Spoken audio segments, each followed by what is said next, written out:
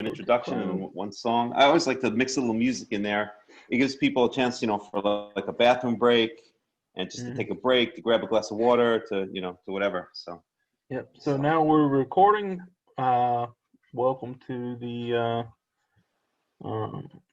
weekly Torah study. We're on Parashath Tetze. That's it. It starts in Deuteronomy chapter 21, verse 10. So we'll go ahead and start with a song. Yeah, we'll come in with a song. We'll do a break every maybe half an hour or so for a song or so. And this is the World Alliance of Qara'im weekly Torah study.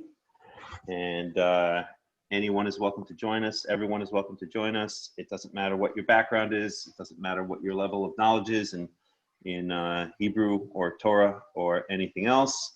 As long as you're respectful, obviously, then anyone of any background is welcome to join us for these Torah studies. And this is part of our I don't like to use the word manifesto. It has such negative connotations these days. But part of our declaration to provide free Torah study to everybody when we form the World Alliance of Qara'im. And I'm glad that we're doing this, and we're really starting to do this on a regular basis. So this is, there will never, ever be a charge for this kind of stuff, ever. That would be immoral, in my opinion. And everybody's welcome. And this is, our goal is just to study Torah together and share together our love for the Torah. So this week's Parsha is Tetze, which, as Yaakov said, starts in Deuteronomy 21:10. Is it 21:10? Yep, 21:10. And goes through, I forgot.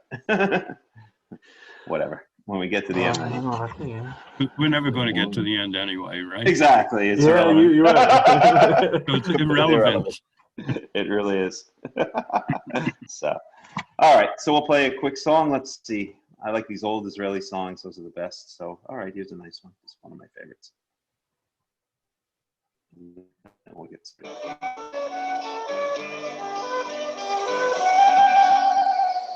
Is everyone here okay? Is the music coming through? Good.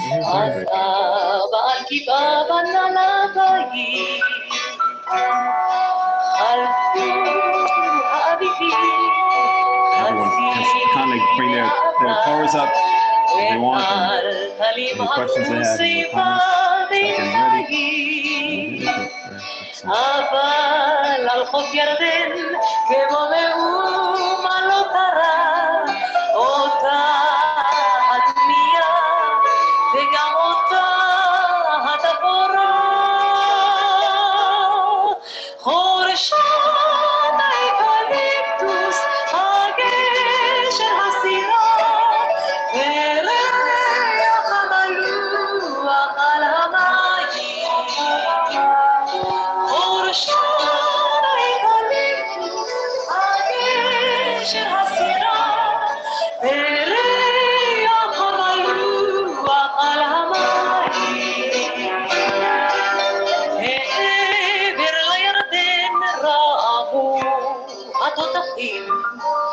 והשלום חזר בסוף הקיץ וכל התינוקות היו לאנשים ושוב על הגבעה הקיבו בית אבל על חוף ירדן כמו מאומה לא קרה אותה הדמייה וגם אותה התפורה חורשת האקליפטוס הגשר הסירה וריח המלוח על המים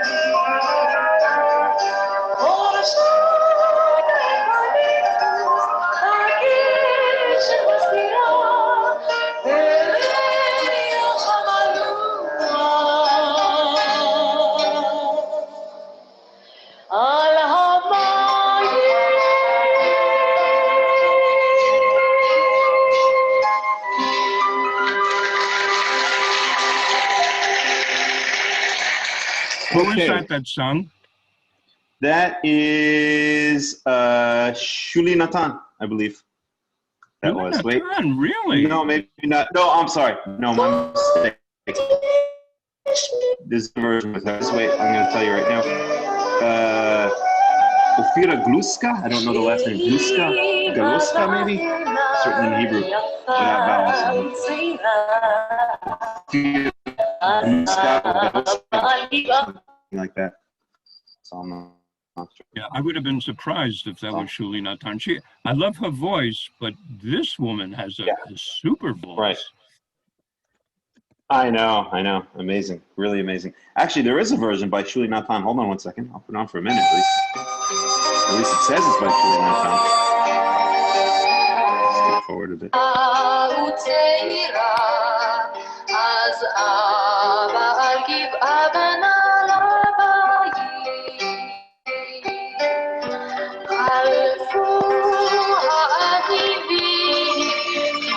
That's Shuli Natan.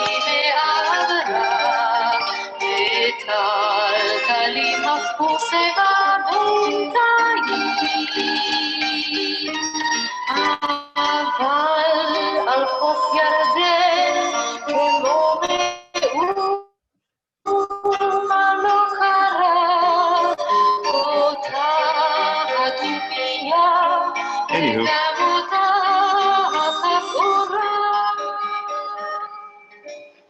Okay, that's it. So you guys want to get started, or? Oh yeah. We're gonna start out traditionally. Yeah. What does that mean?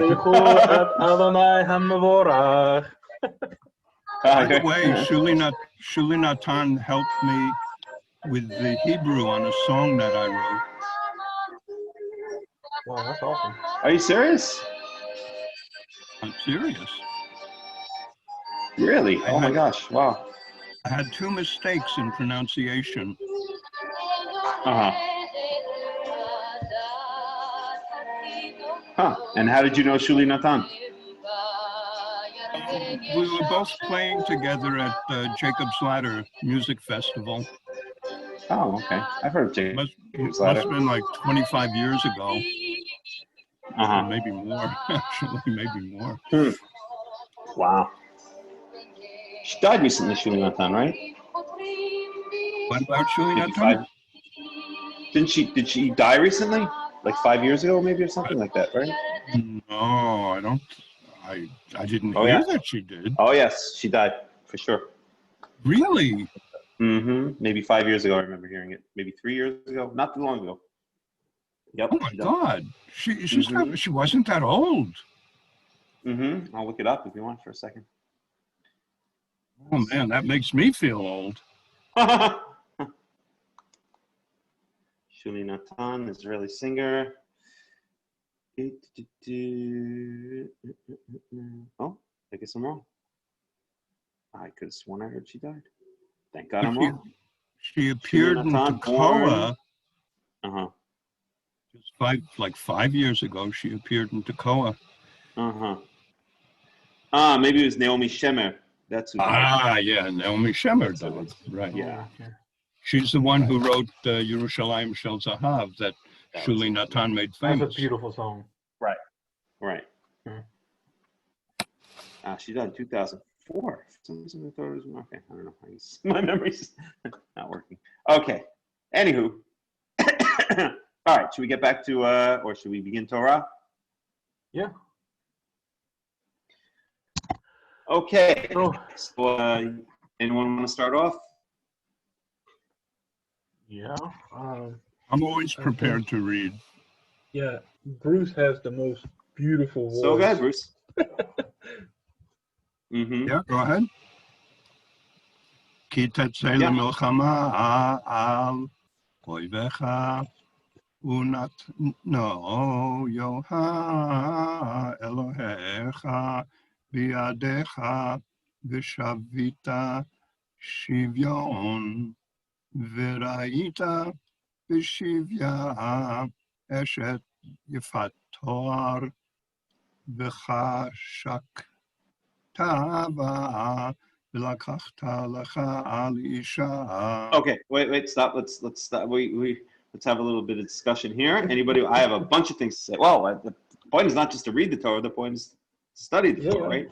And discuss it. So, all right, Yaakov, you have any points you would like to make? I have a point. Yeah. Okay. What does it mean if you capture a beautiful woman? Mhm. Obviously, there was some kind of definition of beautiful, just like Leah and Rachel. One was beautiful and Right. one wasn't. How do you Right. define beauty? Because doesn't it vary? Everyone, you know, if you're a modern progressive, you'll say Right. that beauty is not something absolute. Beauty is something that's relative with Right. the person who's viewing, relative with the culture, relative with the period of time, relative with anything and everything. But Right. here, it's as if it's an absolute. There are beautiful women and there are not beautiful women. Right. I don't think it's this. First of all, it's a philosophical question, so probably better discussed in like a philosophy of aesthetics or something like that. But I always say, but actually, I will relate it to something that I think is extremely important from a Torah point of view, and of all things, that is kashrut. Okay, so so kashrut, and I don't want to go too far off track, but kashrut is the idea. It's many things that are usually subsumed under the umbrella of kashrut, but what I'm talking about here is the forbidden animals versus the permitted animals. Okay, so I just realized my camera's backwards. Hold on a second. So there are certain animals which are forbidden, right, like pig and snake and rabbit, etc., and certain animals which are permitted. We all know that. But why? Why are these animals permitted, and why are some animals permitted, and why are some animals Melech, forbidden? what does that have to do with the two verses that I just read? I'm going to tell you. Wait 1 second. You're going to see exactly. There's going to be a clear connection. Okay, and you'll see. Okay, so the rabbis say the reason is some kind of great mystery. Okay, and you'll see where I'm heading with all this. The rabbis say it's some great mystery that can't be understood. It's the example of a hulk. It's beyond our ability to understand. It's discipline. We just have to follow what God says because God said it, et cetera, et cetera, et cetera. Okay? Right. And I think this is completely incorrect. This is Yeah. blatantly incorrect. And the reason is actually very simple and very straightforward. And that is that to the normal human being, there are some animals which are just objectively disgusting to eat, and there are some that are objectively, acceptable to eat. Okay, so I could give you an example of an animal that is objectively disgusting to eat. Okay, a mouse. Okay, a snake, a bat, if you happen to live in Wuhan, on and on and on. Okay, ants, maggots. All right, these are all objectively. I don't agree with you, Melech. People eat that stuff. Yes, they do, and Depends on the culture. and it's exactly right. This is exactly where I'm heading with this. Okay, so people will say, "Oh, it's completely acceptable that name your nation X thinks it's completely okay. The Mexicans think it's completely okay to eat, to chew on an anthill, and the Vietnamese will happily eat a." Really, I think they actually literally do that, and the Vietnamese will happily eat, porcupines and squirrels and God knows what. So, Melech, you're being very judgmental. You're being, who are you to judge the aesthetics of another nation, right? And do you see where I'm heading with this, Bruce, and how it's related to what you're saying? Not yet. Okay, you will in a second. Okay, and my response would be, well, yes, there are many nations who have developed over time different levels of, or different versions of aesthetics. What is beautiful, what is not beautiful, what is acceptable to eat, and what is not acceptable to eat. But at the end of the day, we're all related, right? Whether you believe in Torah, believe we're all descendants of Adam, or even if you don't, believe we're in evolution, we're all descendants of the first primordial life forms, right? We're all related, and therefore there's a certain shared aesthetic, that there's a certain aesthetic which is clearly shared by all of humanity. We'll leave it at that. Maybe beyond humanity even, but certainly, I don't think beyond humanity can understand aesthetics, but certainly by humanity, a certain shared aesthetic which everyone really adheres to, and that aesthetic is kind of in line, or should we say, laid down by God, or in line with God's version of what is aesthetically pleasing and what is aesthetically non-pleasing, or what is aesthetically acceptable to eat and what is aesthetically non-acceptable to eat. So it's a matter of what I always like to call a certain phrase I gave it, and I have to remember, subjective aesthetics versus objective aesthetics. And I think I think your analogy makes your point weaker, because why is that? Because excuse my throat. There are cultures that, like, if you've ever spent any time in Texas, they have the rattlesnake roundup. They're crazy about eating snakes. And it's disgusting. And the Torah tells us it's disgusting, but to them it's not. To them it's to God it's disgusting, and I could prove it. It says so in Leviticus chapter 11. It says these things are disgusting. Yeah, it says literally uses the word disgusting, or filthy, or however you want to translate it. So so my response to that would be, wait a second, let me just make the point. Then you respond all you want. My response to that would be that there is a certain aesthetic that applies to all of humanity. Okay, now let's take a beautiful woman. All right. Yes, there may be some variety. The people have different variety. But I don't want to insult anybody. But if someone shows up who's like 450 pounds and sweating and missing an arm and semi-retarded, are you gonna call such a woman beautiful? I mean, I'm sorry for her that's her situation, but objectively speaking, that is not a beautiful woman. You may appreciate her inner beauty. She may be a wonderful person, but here it's specifically speaking about Eshet Yifat Toar, right? Which literally is usually translated as like a beautiful frame or beautiful figure or something like that. Toar, right, means like outline or description or something like that. So I would say there is an objective beauty, but that there is a certain limit outside of which no rational human being would say that this creature is creation. I want to say the word creature, that's insulting. This creation is objectively beautiful because he, she, it / is just not. Okay, so I think that's my answer to the question. And why does it relate back to kashrut? It's the same. God has chosen, since we are made in the image of God, we're made in the image of Yehovah, we inherit from him a certain aesthetic of what is beautiful, what's not beautiful. Why is something beautiful? Why is something not beautiful? Why is a certain food, disgusting and another food, acceptable? Why is a certain food considered dirty and another food considered clean? Because we're all linked together under, we're all made in the image of Yehovah, and somehow or another, he's infused a certain understanding, a certain aesthetic into us and into the world that we can all relate to what's beautiful and what's not beautiful, what's clean, what's dirty, what's acceptable to eat, what's not acceptable to eat. Okay, and so you can say, wait, last point, and you can say, well, how did the Texans do the Texas Roundup? My simple answer would be they've strayed from the path of Yehovah. They are not in contact. They are not in touch with their God. They're not in touch with their souls, or they would not be eating rattlesnakes and maggots and armadillos or whatever the hell they eat. They just wouldn't be doing it because the Torah is clear on what is clean and what is not clean. So have you ever eaten lobster? Unfortunately, yes, I have. For many years I was not religious, and yes, I've eaten a lot of different things that I would never touch now. And to me, lobster is vile. It's when everyone says I love lobster, I always say, okay. I always say you enjoy eating a giant overgrown sea cockroach, because that's basically what it is. You might as well eat a cockroach. Yeah, but I've never had any desire for something like that. It may be delicious, but you know what? I could give you cat food and it would be delicious. And let's say I were to serve you, come over your house tomorrow. We have for our cat, we have some very high quality cat food, and it has has all kinds of nice things in there. I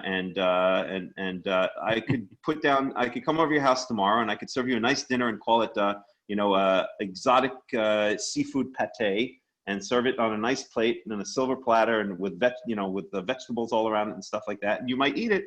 And if I told you afterwards, well, that was, Purina cat chow, how would you feel about it? Yeah, but look, you can take a Texan and serve him grasshoppers, and he'll say, that's disgusting. Mm-hmm. It's relative. I think you should use another analogy. And what I'm saying is I don't think it is relative. And the proof is that the Torah tells us for all of humanity, because these animals were called clean or unclean long before the Torah was ever given, right? We know that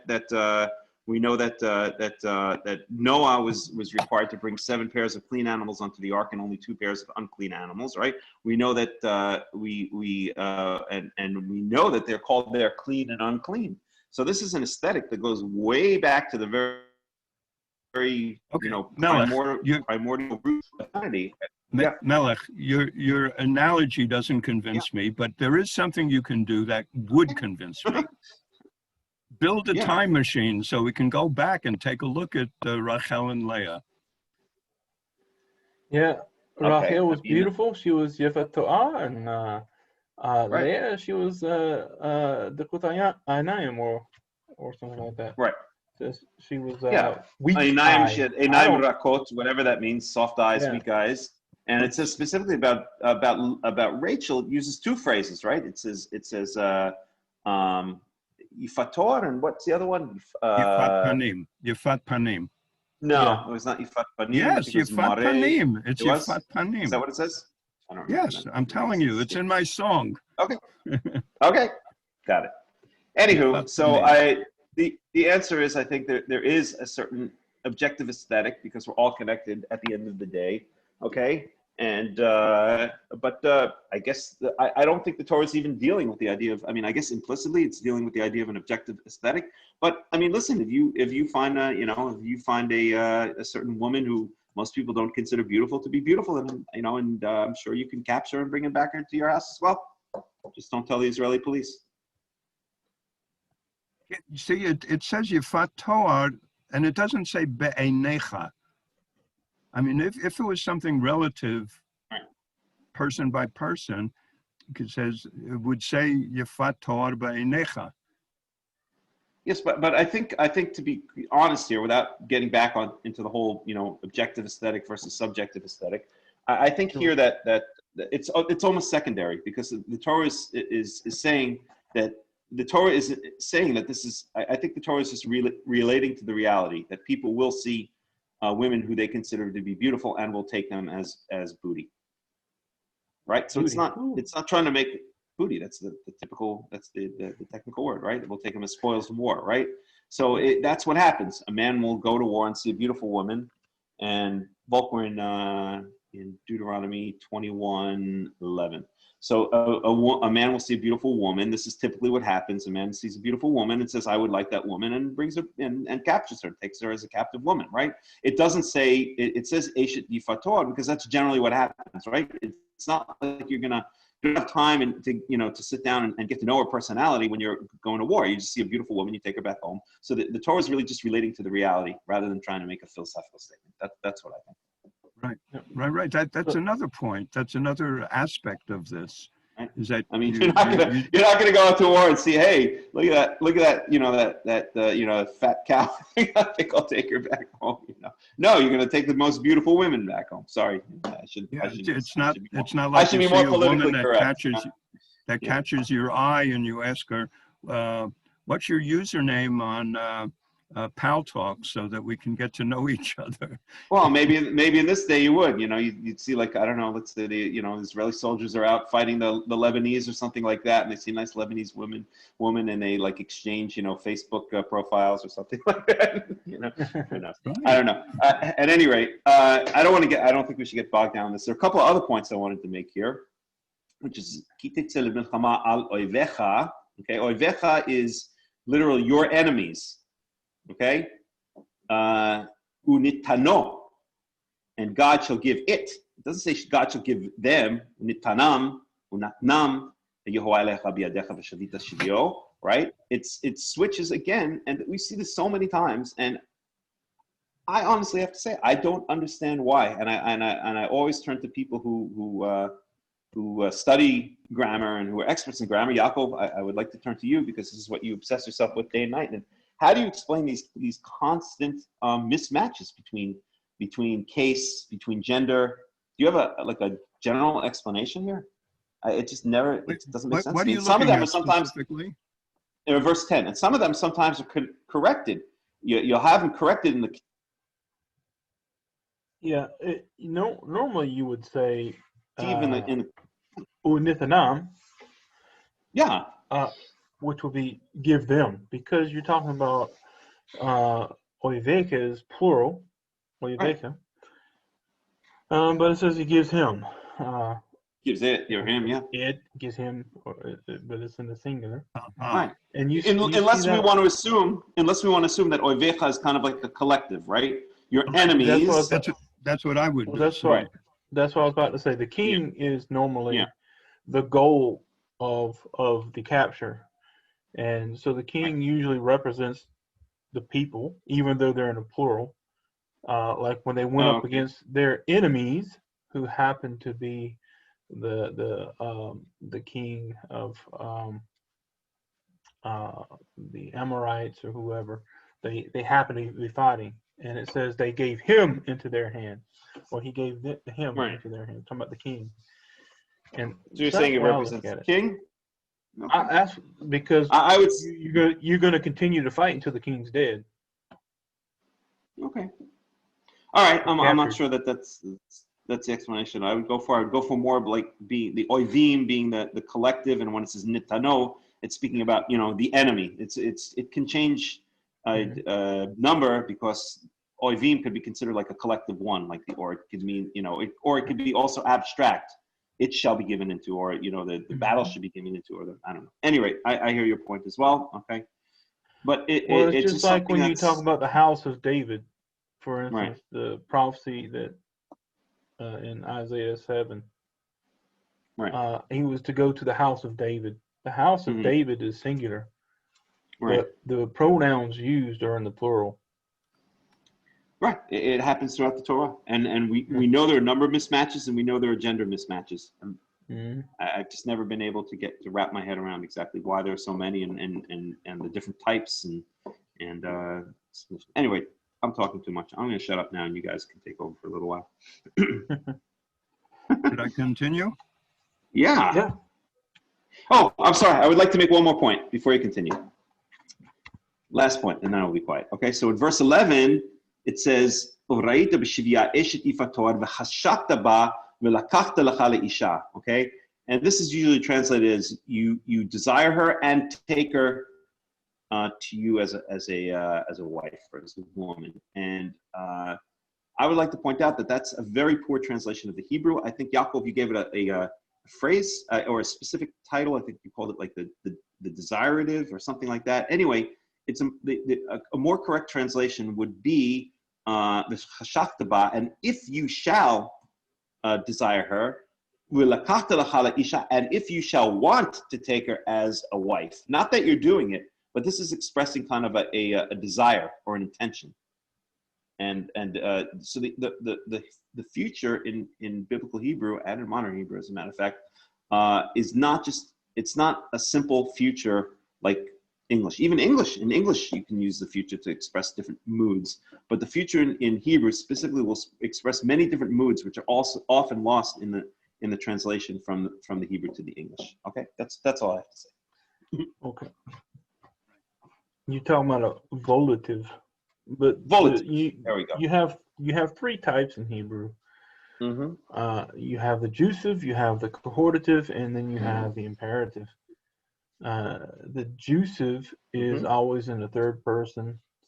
The cohortative is always in the first person, and then the imperative is in the second person. So this wouldn't actually be a volitional form because it's in the second person. Of course, it's in the perfect, which has the wall hupak, which changes the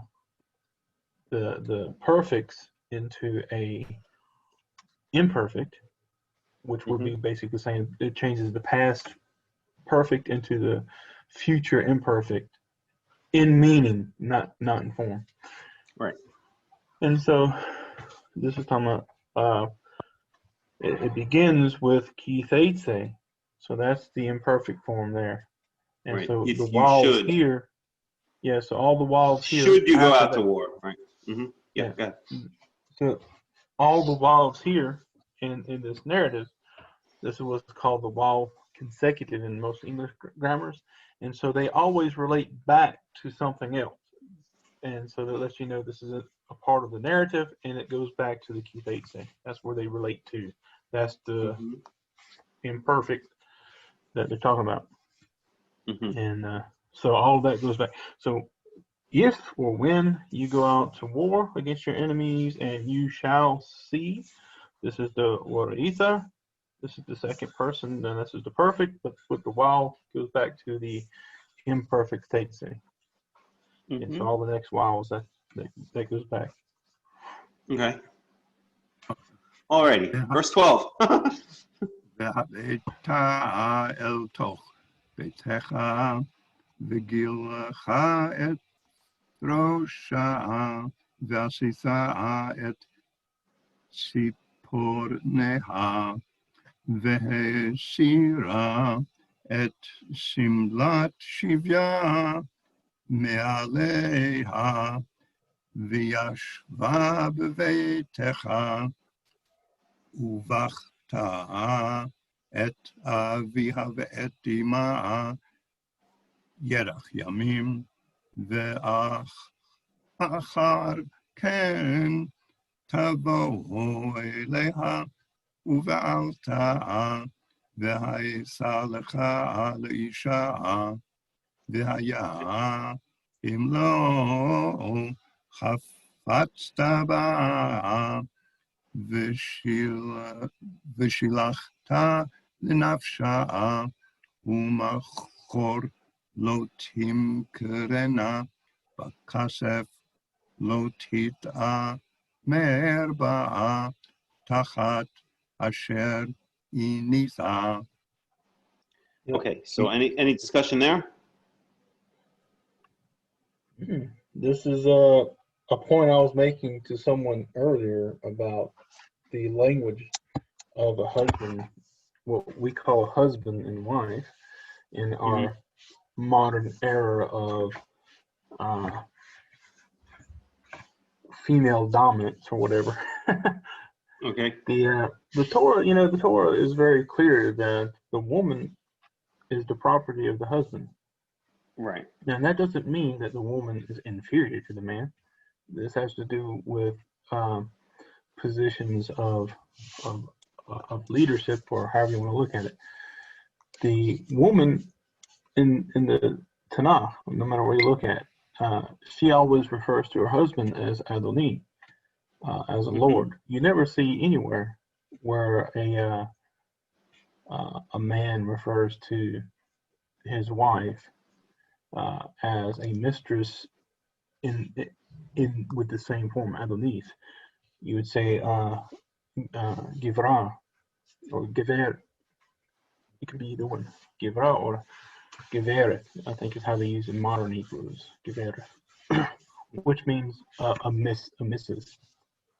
But it's a different title, and the woman is always called Ba'ulat Baal, which means, and we say it's married today, but it's actually if a woman is owned or property of an owner, which is what Baal means, the Lord, if she's possessed or owned by a master or a lord.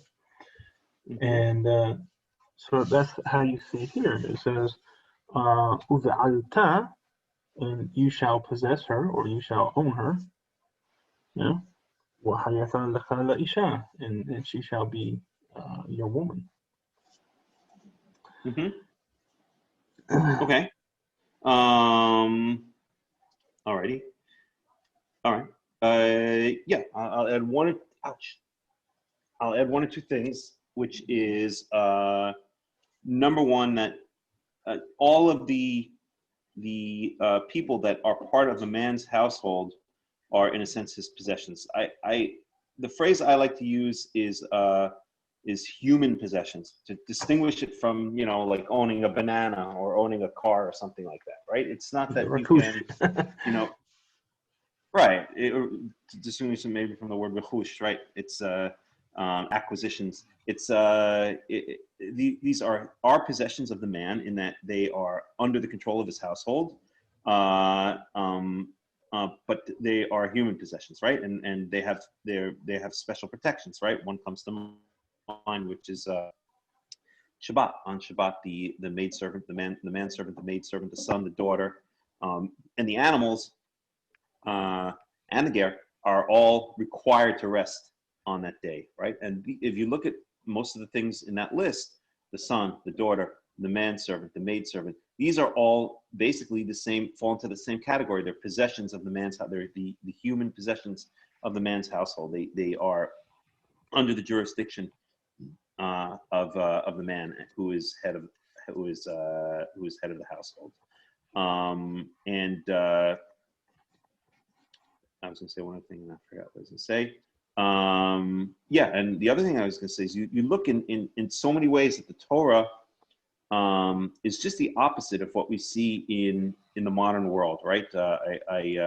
Like for instance, in the United States of America, right? There's no such thing as the man being the head of the household, right? The man can't even spank his child when he behaves badly now in the United States of America or in Western countries, right? Let alone discipline anyone else in his household, or own slaves which were captured in war, or anything along those lines. And so all of that power has been taken away from the man as head of the household and has been given to the government, right? So the government, as I always like to point out, again, I'll use the example of the United States of America, since that's what I know very well. Israel too. Yeah, Israel too, of course, because Israel, all of these liberal countries, right? The government can slap your wife around. The government can slap your child around, right? The government can do whatever the heck it wants, but you as the man are not allowed to. And we see from this how, I guess you could say libertarian, for lack of a better word, the Torah is. The Torah places the power, besides in the hands of God, which is always there, but he's kind of in the background, places the power in the hands of the people, of the households, of the families. And the man, as head of the family, as head of the household, he has the worldly power. He's like the king over his particular household, right? And we also see that there is a huge wasp flying around here. Hold on a second. My God, that thing is huge. And we see that also, for instance, in the issue of Goel Adam, right? If somebody kills one of your kin, then you don't have to go to the police and file a police report and hope maybe the police can do something, and then the killer gets put in front of some liberal judge and he gets he gets probation for 6 years. And no, you send out the squad and you take care of that MFer. That's the end of him. Yeah. And if it was done by accident, the Goel Hadam, whenever he's delivered, the Goel Hadam is the one who actually puts him to death. That's right. That's right. Even in the case of one who runs to a city of refuge, and it's determined that person did not kill accidentally, but he killed on purpose, then the Kohanim or the Levites are supposed to drag. I think it's the Levites are supposed to drag him out of the city and hand him over to the Goel Adam, and the Goel Adam takes care of him. So you had blood revenge in ancient Israel, and quite frankly, that's the way it should be. Because if God forbid anyone ever killed any of my relatives, a big talker, right? Hopefully it would never ever come to that, but I know what I would want to do, and that's not wait for some court process to work itself through for 5 or 6 years and then watch the guy get probation. I mean, if I could get away with it, that guy would be roadkill. A funny point I'd like to add to that. In the time of Melech David, you had Yoav, who was the general, and he was going out. I can't remember who the guy was he was chasing. Yeah, he was chasing somebody. Well, came to a city, and it said there was a Hakhama there. It was a wise woman who was, I can't remember if she was a prophetess or what, but it specifically said it was a wise woman who happened to be basically someone who the city listened to, or this town. the gates were shut, the army was outside, and she came out and spoke to him. And he said, look, we're looking for this guy. This is what he did. He's in rebellion against the king. Right. Said, give me just a minute. So she went back inside, cut his head off, and threw it over the wall. I have a question for you guys. Mm-hmm. In verse 12, it says, "Vehaveta el toch beitecha." Right. The construction can be half a dozen different ways. In modern Hebrew, it would be habaita, but why not vehaveta beitecha? Why el toch beitecha? The base is not specifically your house where you live, it's your family. And so he's saying bring her amongst or in the midst of your family. You're not just taking her home and plowing her field, you're actually bringing her to be a part of your family. But why el toch? That doesn't answer the question. That just means amongst. It's just like when it says the ger. I can translate it. Hagar hagar betochechem, and the resident who resides amongst you. This is the same thing. Betochechem. You're not saying he's necessarily just staying, hanging out at your house. He's living amongst you. Become a member of the family. Of the family, or in this part, and when you talk about the Gary, he's becoming a member of the community. He's not just hanging out at the hotel for a little while. Okay. And that's the idea. Or at least that's the way I understand it. Okay. Should I continue? All right, I'm chasing down a wasp, so you guys can go on. Yeah, that's good right here. שתי נשים, האחת אהובה ואחת שנואה, וילדו לו בנים, האהובה והשנואה, והיה הבן הבכור לשנאה, והיה ביום הנחית לו את פניו, את אשר יהיה לו, לא יוכל לבקר את בן האהובה על פני בן השנואה הבכור, כי את הבכור בן השנואה יכיר לתת לו פי שניים בכל אשר יימצא לו, כי הוא ראשית עונו לו משפט הבכורה, כי יהיה לאיש בן סורר ומורה. Okay, wait, stop. Now we're going on to a different topic. So the first, here we're discussing, inheritance of the firstborn. So basically what this says, to sum up, is if you have two wives and one is hated and one is beloved, right? Does that remind us of somebody? Anybody? Leah and Rachel, because it says specifically that Leah was hated. You use the exact same phrase. She saw that she was hated. And you have to understand, Yaakov had worked for 7 years to be married to Rachel.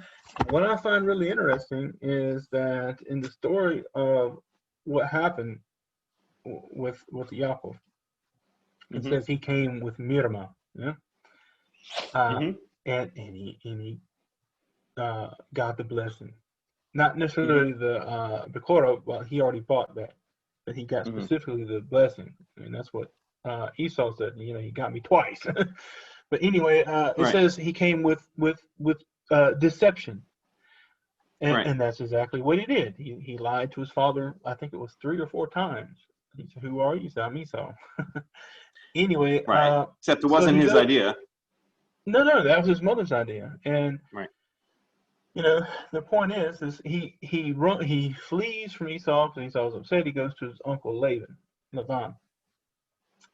Now, it doesn't say how long he'd been there, but we know he'd been there for a little while because Lavan says, "Hey, you've been here all this time, and you're working for me for nothing." Right? He was there. He was there one month. Yeah, so he was there for a little bit of time. Now, naturally, Lavan's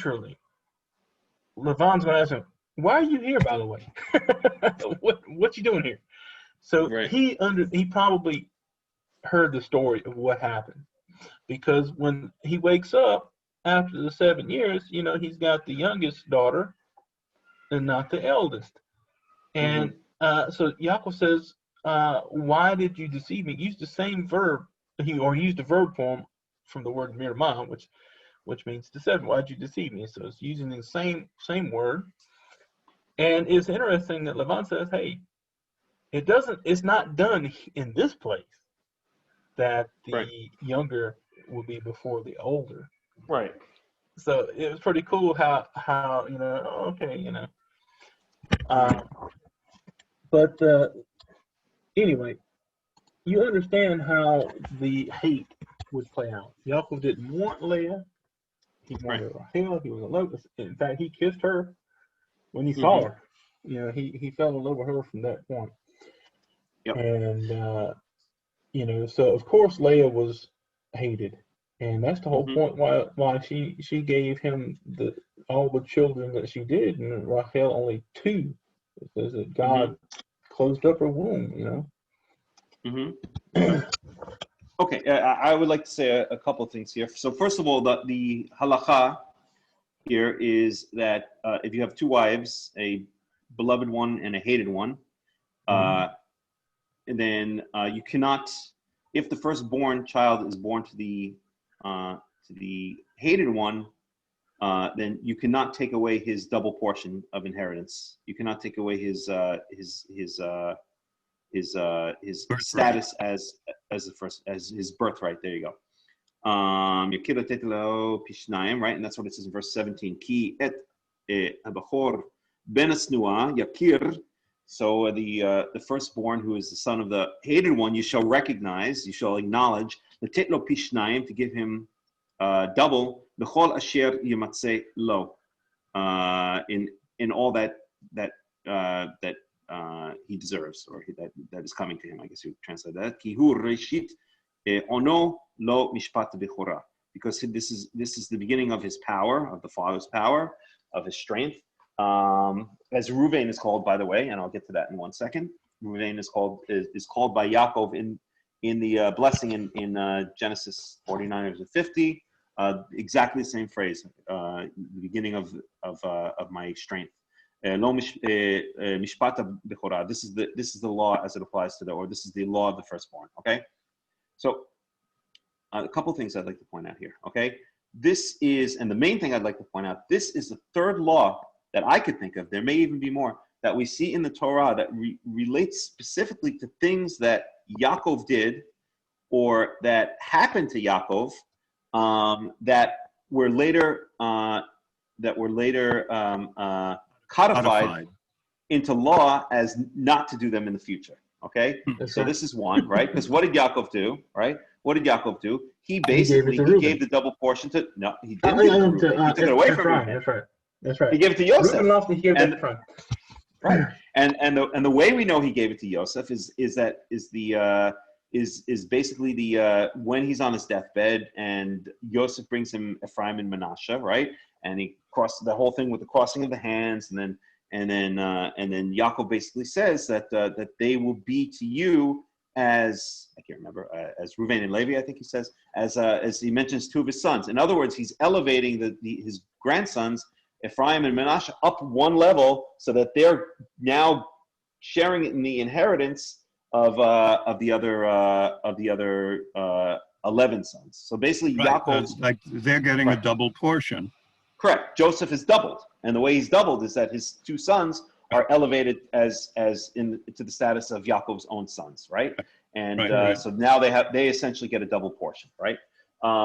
So this is now, here we see this is now illegal. This now later on becomes illegal. You're not supposed to do that, right? Reuven, for all his indiscretions, whatever they might have been, something with him having sex with one of Yaakov's concubines, for all that it might have been, still, according to this law, should have gotten the double portion, not Joseph. Mm-hmm. So that's one law we see from Yaakov's life. All right, can anyone think of the other two, at least that I'm thinking of?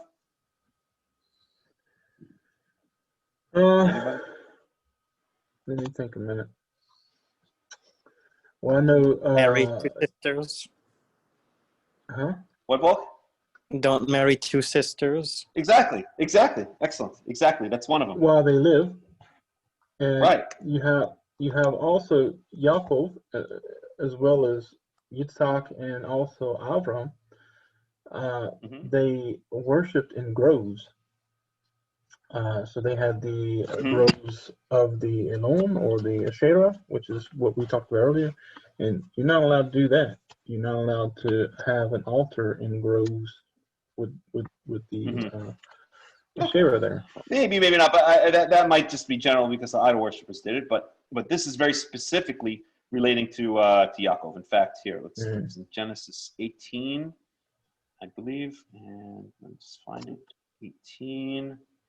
I can read it very quickly. 18. Well, I don't know. Maybe it has something to do with the concubines' children getting equal portions with his actual wives' children. Well, they were his children. They deserve equal portions. So anyway. But, Here it is. Wait a second. Oh shoot! No. That's interesting too. That happened with Avram also. The firstborn was Ishmael. Right.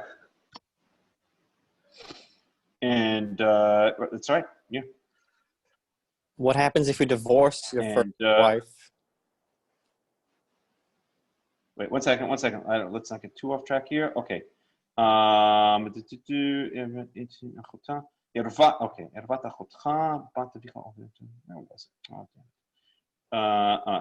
Okay.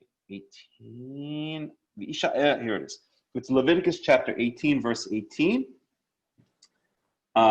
ואישה אל אחותה לא תיקח לצרור לגלות ערוותה עליה בחייה. Okay, so a woman and her daughter you shall not take לצרור. While she lives. I guess that could be לצרור. I think they usually translate that as to cause trouble, like tzarot. לצרור.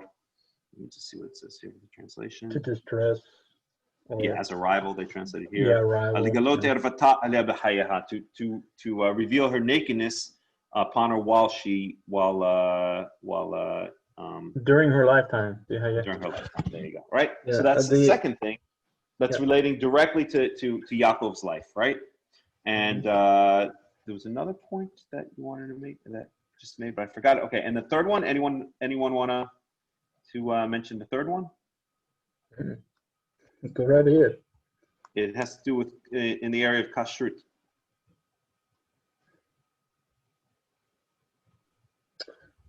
Oh yeah, the only thing you talking about. They say that's the sciatic nerve or something that you don't eat. Or exactly. Okay, and that's in Genesis 32. But that was actually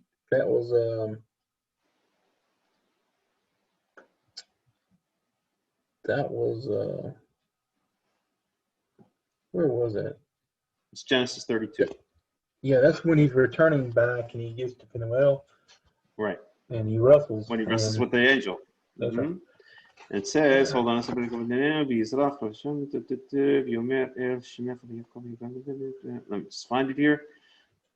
Okay, here it is. It's Genesis 32:32. That's an easy one to remember. I always like when the verses are easy to remember. So Genesis 32:32. This is after Jacob wrestles with the angel.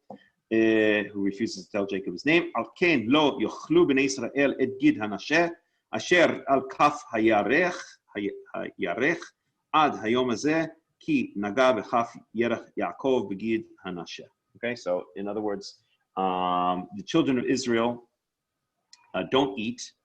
It's unclear if it's a commandment or just tradition, but they don't eat to this day the gid hanasheh, whatever it is. Some people say it's the sciatic nerve. Some people say it's actually a euphemism for the private parts. Who knows what it is? But at any rate, they don't eat it. So that's another thing that was codified, or that has been codified into halakha as a result of what not to do because of what happened to Yaakov. So, three things. So we have the three things. We've got the don't take away the double portion from the firstborn. Don't marry two women while they're still alive, two sisters while they're still alive, and don't eat the Geder Nasha. Okay, that's all I had to say about that. Okay. Ki yera ish ben sorer umore enenu shomea b'kol aviv uv'kol imo v'yisru otho v'lo yishma alehem v'tafsu vo aviv v'imo והוציאו אותו אל זקני עירו ואל שאר מקומו ואמרו אל זקני עירו בנינו זה סורר ומורה איננו שומע בקולנו זולל וסובר ורגע Muhu kolanash anshe iro be'avanim v'meth uve'ar tahara mikirbecha v'chol Yisrael yishma'u yira'u. Okay, so here we have This is something we talked about last week about the authority of the local magistrates. Now we were told in Parashath Shofatim we have to set Shofatim Shotarim in all of our gates, which basically is talking about our municipalities. And we talked about the when there's a case that's too great for the municipalities to handle or whatever, they have to take it to the place. And we talked about if there's a clear case and it involves murder, not murder, involves putting someone to death, are the local judges allowed to do it without taking it to the place? And here we have an affirmative. Sure. It tells you clearly the parents lay hold of their son and they bring him out to the elders of his city, the city that they're in. Okay. And to the gate of the place, of his place. Which again, just to reiterate what we spoke about last week, right there we see the gate being used as a phrase describing where all the action in the city takes place, right? Right inside the gate is where all the action is. Yep. And the gate so was the center of town. The judges witness that, okay, this is a rebellious son. Now, it has to be clear that this isn't just a case of the child not obeying the parent once or twice, because it's clear that it says "yisuru oto," which means that they have repeatedly corrected the child. They tried to, hey, bring him back to the right path. So right. this is not just, well, the kid didn't obey the father once or twice. This is a repetitive action, and that he wouldn't listen to them, both the parents here. I have a question too. Yeah. It says that the son didn't listen to our voice. Yeah. And what does that mean? That I told you to go to bed at 9 o'clock and you wouldn't go to bed until 10 o'clock. So we take him to the elders and stone him to death. No. But what exactly does it mean that he wasn't listening to the voice, literally, And then in verse 20, it says that he didn't listen to our voices, and he was a glutton and a guzzler. Is that what it means? It seems to be the explanation for what not listening to our voice means. But somehow it just doesn't fit with what you would expect. I'll say a couple of things about this if you don't mind. So I think that when it speaks about the glutton and the guzzler, it's giving examples. Okay, this is a kid who is clearly off the derech. He's a completely out of control kid. All right, we all know from personal or secondhand or third-hand experience, you know, kids who during their teenage years, right, and specifically seems to be, does it speak about the age? No, it doesn't. But it clearly this is like a teenage, you know, rebellion that's, you know, gone to the extremes kind of thing.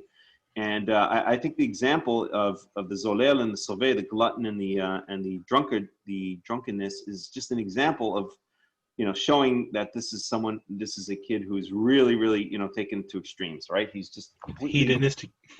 Right. He's completely incorrigible. He does whatever the heck he wants. He's hedonistic. He's just totally out of control. So those are examples. I would like to point out. Yeah. The mental picture, though, Melech, the mental picture is that they take fat kids and stone them. I don't know. No, that's not. I think the idea is that he's just someone who's completely out of control, has no control over his own impulses, right? And the manifestation of that would be someone who can't control his eating and can't control his alcohol. What I did want to say is that the rabbis, again, I hate using the phrase the rabbis because there's the rabbi, you know, rabbinical Judaism is so vast and there's so many different opinions. What's with that? It's fine. It's just you can give it to him. It's fine. Okay. And so you know, it's such a vast, you know, body of work. But quote unquote, when I say the rabbis, what I learned in yeshiva was that in order for the kid to be actually stoned, you have to prove that he is both a drunkard and a glutton. And he has to have eaten, I can't remember, like a certain amount of food and drunk a certain amount of wine. I can't remember, like a hin of wine or something like that, or a kazayit of wine, whatever it is. I don't remember. I have to look it up.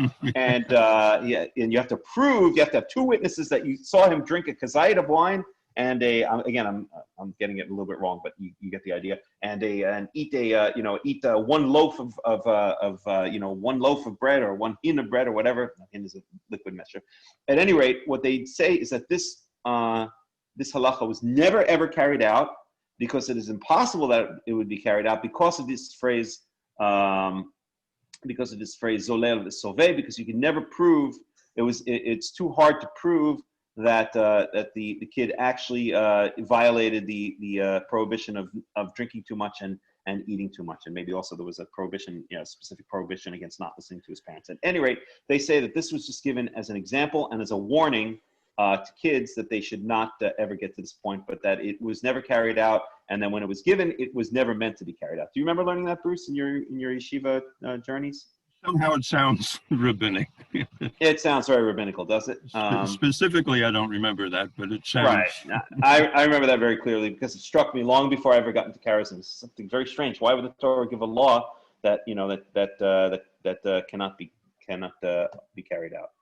And they say, oh, there's no example anywhere in the Torah or the Tanakh of it being carried out, but there are no examples of a lot of things in the Tanakh. So anyway, wanted to point that out. It again shows, to do a little rabbi bashing, one of my favorite hobbies, it just shows that the hypocrisy of the rabbis calling the Karaites literalists, when again and again and again we see that the method by which they interpret the Torah is always, not always, is very often literalization or over-literalization. Here's a clear case, okay? We know as Karaites that these are just examples. These are just, typical, painting a picture of what a rebellious kid, what a rebellious son may do, and not that we have to over literalize the words Zoleo and Sovei and turn it into like specific halachot. So that's what I would like to say. Yep. I'd just like to add a couple points here. There is no commandment about how much you're to eat or how much you're to drink. Right. There is a commandment about what you're to eat, but not specifically what you're to drink. But the actual crime that this boy is being charged with is sorea and more, which has to do with someone who basically is stubborn. He leaves the path, and he's rebellious, and doesn't listen to the voice of the father. Now the Zolel and the Sovei, when it says someone who is a glutton, right? Well, we know that eating has to do with your desire, because it tells you that you're allowed to eat what your soul desires. And so the Zolel and Sovei is talking about he's doing his own, basically doing his own, he's fulfilling his own desires, and he's not obeying the Torah. Whatever his desire happens to be, not necessarily with food or drink. I have another question.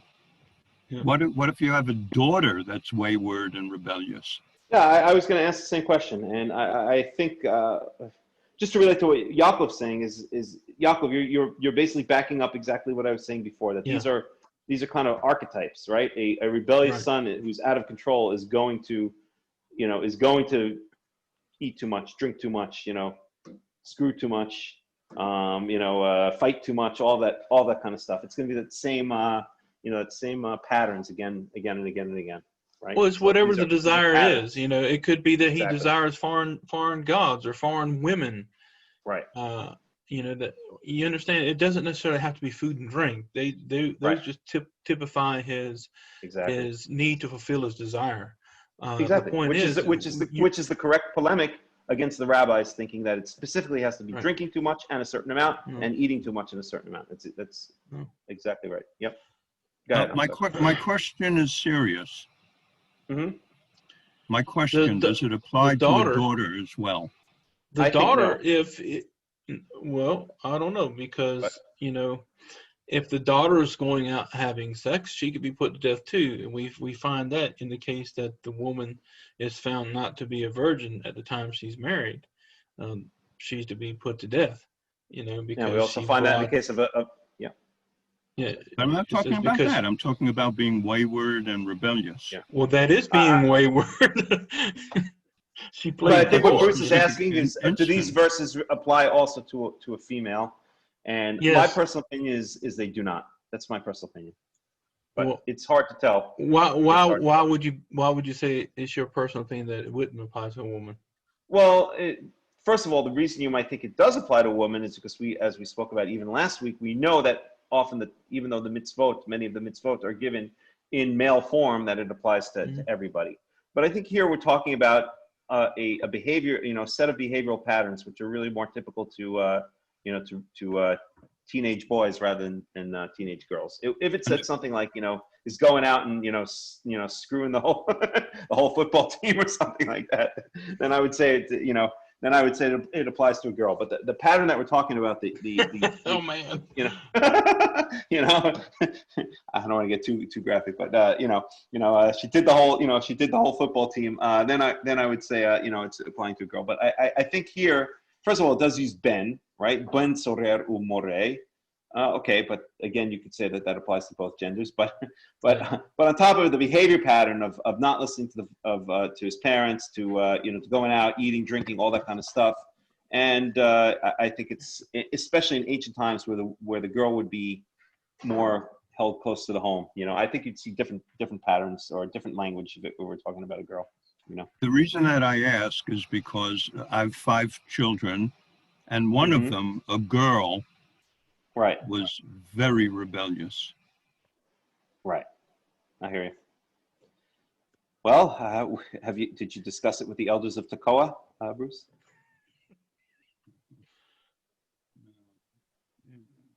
I don't want to get into it. Okay. Okay. I was making a joke, but it maybe. Yeah. All right, maybe I actually did. All right, a bad joke at a bad time. All right. There's one other thing I would like to point out here. Which is that this is a pattern that we see, even down through this day, in modern American jurisprudence. You have a similar thing. Not that the kid is taken out and stoned to death, although actually, that's probably the law should be changed to that. It would solve a lot of problems. But I happen to just dig up here. This is NewYorkCourts.gov, and New York has something called a persons in need of supervision, which has a nice, nifty acronym. Is that the right word?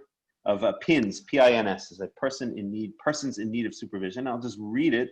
What is a PINS? A person in need of supervision is a child under the age of 18 who does not attend school or behaves in a way that is dangerous or out of control or often disobeys his or her parents, guardians, or other authorities may be found to be a person in need of supervision, or PINS. All PINS proceedings are heard by the family court. Blah blah blah blah blah blah blah blah. Melech. They don't have to be stoned. They don't have to be stoned because they probably already are. Most of them, anyway. I was thinking that too. And basically, what happens is that the family court the parents can take the child to family court in New York, and I assume in most states, and can file a PINS case against the child, and then the family court will assess, through social workers and psychologists and all this kind of stuff, the situation of the child, and if they assess the child to be a PINS, a person in need of supervision, they can take the child away and put him into a detention center. So you do have a similar thing even in modern jurisprudence, even in modern liberal jurisprudence. Here it says, what happens at the dispositional hearing? At the dispositional hearing, information is presented to the court to help the judge decide whether the child is a person in need of supervision. A PINS, witnesses with information about the child testify and present evidence. If the judge decides that the child does not need supervision or treatment, the judge may dismiss the case. If the child does need supervision or treatment, the judge can place the child into a foster group home or social service facility for up to 18 months or send the child home under the supervision of a probation officer. If the child is at least 10 years old, the judge can order the child to pay for any damage done to someone's property or require the child to perform community service. The judge can also put the case on hold for up to 6 months, blah, blah, blah, blah, blah, blah, blah. And there we go. So even in this day and age. If they were to bring back public executions, that would end the Me Too movement. And, this lost generation of children would straighten up. The point of public executions or public punishment, not necessarily executions. You don't have to have them executed all the time. Public floggings. And that even the floggings of a person who was to be flogged, that was to be done publicly. That wasn't to be done private. Of course, he was only to receive so many so that he wouldn't, how does it put it? He wouldn't. Up to 40, yeah. Yeah, he wouldn't lose face in front of his people or something like that. But anyway, the point is that, like here, it says that the people they would see and they would hear, or they would hear and they would see, and then they would actually fear, and that's how you put away the wickedness from your community. If they, because today people have no real sense of being answerable for anything. That's right. You get a fine, get a slap on the wrist, you can do pretty much anything what you want. Hence look at the situation in the United States of America right now. Hence look at the situation in the United States of America right now. And that's right. In public floggings or public execution, public floggings. Let's stick with they were meant to be not just punitive, but to be also to be warnings to other people. That was one of the main purposes. And let's face it, they were, it's great entertainment. I mean, listen, would you rather spend your afternoon going to like some stupid baseball game or going to a nice public flogging? I know my answer. That's what Anyway. they did in England when they, or was it? No, that was England and France that had the guillotine, right? They had crowds in the city. They would all line up. Bottom of the seventh, 2 out, 2 men on base, blah blah blah. 3 to 3 to 2. No, I'll take 40 lashes any day over that boring crap.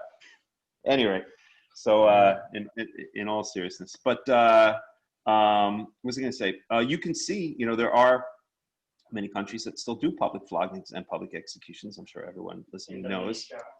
What's that? Indonesia, Iran. You could see public executions on YouTube, unless they've taken them down. That take place in Iran, and in other countries you can find them. You can find them on YouTube. What else did I want to say? I did want to make one other point, which was I wanted to tell a very funny story. If you guys have never heard this story, this is actually a true story. You can look it up on the internet. This must have been like 20 years ago, about a kid from the United States who liked to do graffiti. You guys know the story? He liked to do graffiti. He was like a graffiti guy. Okay. And he traveled with his family to Singapore. Oh, yeah. You know the story? Yeah. So, Bruce, you know this. You're gonna like the story, Bruce. He traveled with his family to Singapore on vacation or whatever, or maybe they lived there for a while. And he started, tagging up Singapore. He started doing graffiti in Singapore, and he was caught by the police. And he figured, okay, well, what am I? I'll get a fine now, or I'll have to do community service. Not exactly. You know what the punishment for graffiti is in Singapore? 20 strikes. Buildings or something? Flogging. Public flogging. Oh, really? Yes. And there's a whole big international row that he was supposed to get, I can't remember how many lashes. I think it was like 16 lashes or something like that. And the American government appealed to the Singaporean government, blah, blah, blah. It was a whole big thing. In the end, the Singaporean government said, nope, this is the law here. The kid has broken the law, and he was actually lashed in public. And you could probably find it on the internet. He was caned. I remember that. He cried and cried and cried. Please don't beat me. I remember. Beaten. I remember afterwards he actually went up and shook the hand of the person who caned him for some strange reason. Really? So it was Stockholm syndrome or whatever. But yeah, that's a true story. You can look it up. So probably thank you for not hitting him any harder than he did. Yeah, right. Not hitting his ass harder. But so. That's what happens when a snot-nosed little American kid starts traveling around the world to other countries and doesn't know what they're getting themselves into, So there is still law and order in some places in the world, not in the United States, and not in Israel.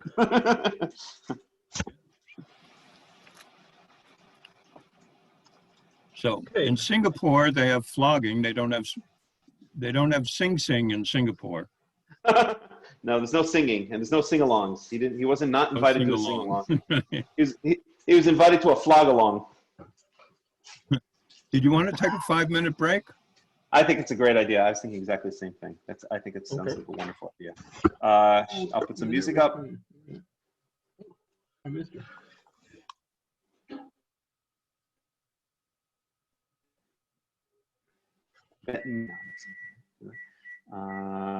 Okay, I played this one last week, but I love this song, so I'll do it. Never come back. Should come back. Yeah.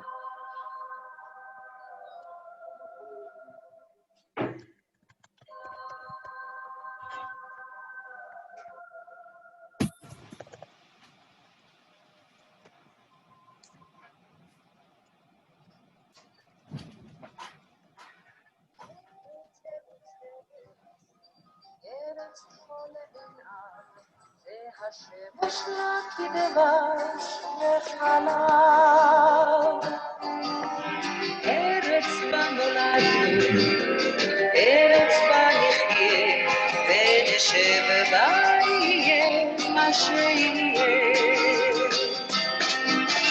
ארץ שנאהב, כי לנו אין לבד, ארץ שנאהב, ארץ לעולם, ארץ בה נולדנו, ארץ בה נחיה, יהיה מה שיהיה.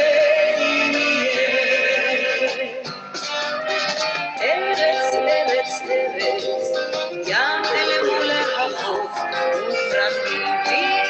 Shabbat Shalom, Minerva. בצפון הכנרת, בדרום Taking החולות, a 5-minute break right now. ומערב הנושק כולו. ארץ שנאהב, היא לנו אין לבד, ארץ שלהם, ארץ לעולם, ארץ בה נולדנו, ארץ בה נחיה, יהיה אשר יהיה. ארץ שנאהב, היא לנו אין לבד, ארץ שלהם, ארץ לעולם, ארץ בה נולדנו, ארץ בה נחיה, יהיה אשר יהיה.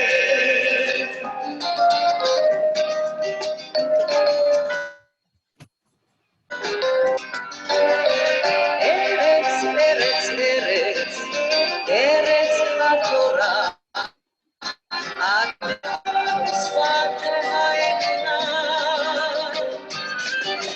ארץ, ארץ, ארץ, ארץ היא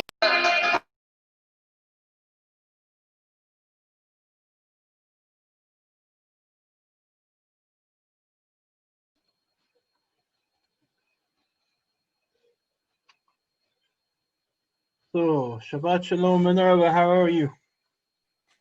Shabbat Shalom. How you doing? I'm fine. Yeah, we just we went through just a few verses. In fact, I think we just got through with the first Aliyah, and so you guys want to take a short break. ארץ לעולם, ארץ בה נולדנו, ארץ בה נחיה, יהיה אשר יהיה. יהיה אשר יהיה.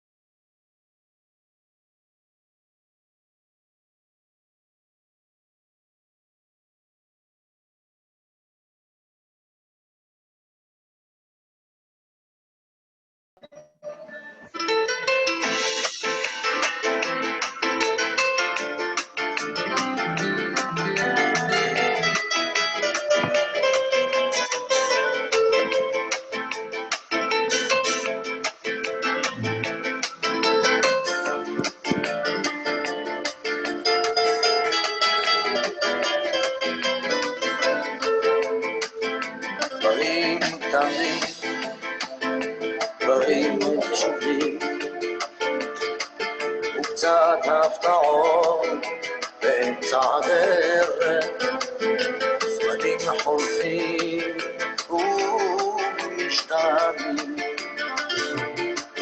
אתמול אתה היית מלך, לאן פרחו הציפיות, ואיך נשארת בלי תשובה, עוד לא הספקת לעשות. מה נשאר מכל העבר? הכל תלוי בך חבר, אהיה חזק אל תישבר, אל תיתן לעצמות בך לפגוע, אהיה חזק ותתגבר. הכל תלוי בך חבר, אהיה חזק אל תישבר, אל תיתן לעצמות בך לפגוע, אהיה חזק ותתגבר.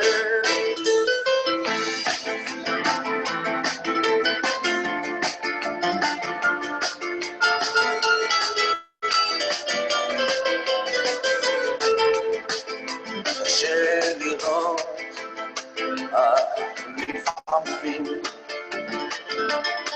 גלגל נסגר באמצע הסיפור, אין כבר כוח לגופה יותר למשוך. יכולת לוותר אבל לך אסור. הכל תלוי בך חבר, אהיה חזק אל תישבר, אל תיתן לעצמות בך לפגוע, אהיה חזק ותתגבר. הכל תלוי בך חבר, אהיה חזק אל תישבר, אל תיתן לעצמות בך לפגוע, אהיה חזק ותתגבר. המסקנה חבר, אסוף את כל הכוח, קל יותר לדבר כשהפחד משתחרר. למרות הכל אתה מבין שזו הדרך, אהיה חזק חבר, אהיה חזק. הכל תלוי בך חבר, אהיה חזק אל תישבר, אל תיתן לעצמות בך לפגוע, אהיה חזק ותתגבר. הכל תלוי בך חבר, אהיה חזק אל תישבר, אל תיתן לעצמות בך לפגוע. Okay, all right. Okay, I guess that's enough. All righty. Okay. So you guys ready to continue? Huh? Oh yeah. All right. Okay. So we're up to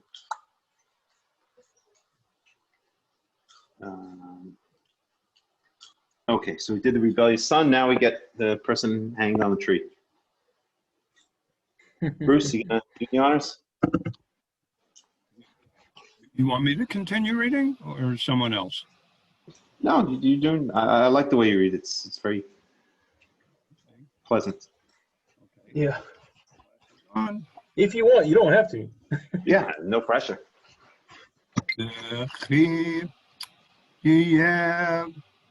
ואיש חטא משפט מוות והומת ותליתה אותו על עץ לא תלין נבלתו על העץ כי קבור תקברנו ביום ההוא כי קללת אלוהים תלוי ולא תטמא את אדמתך אשר יהוה אלוהיך נותן לך נחלה.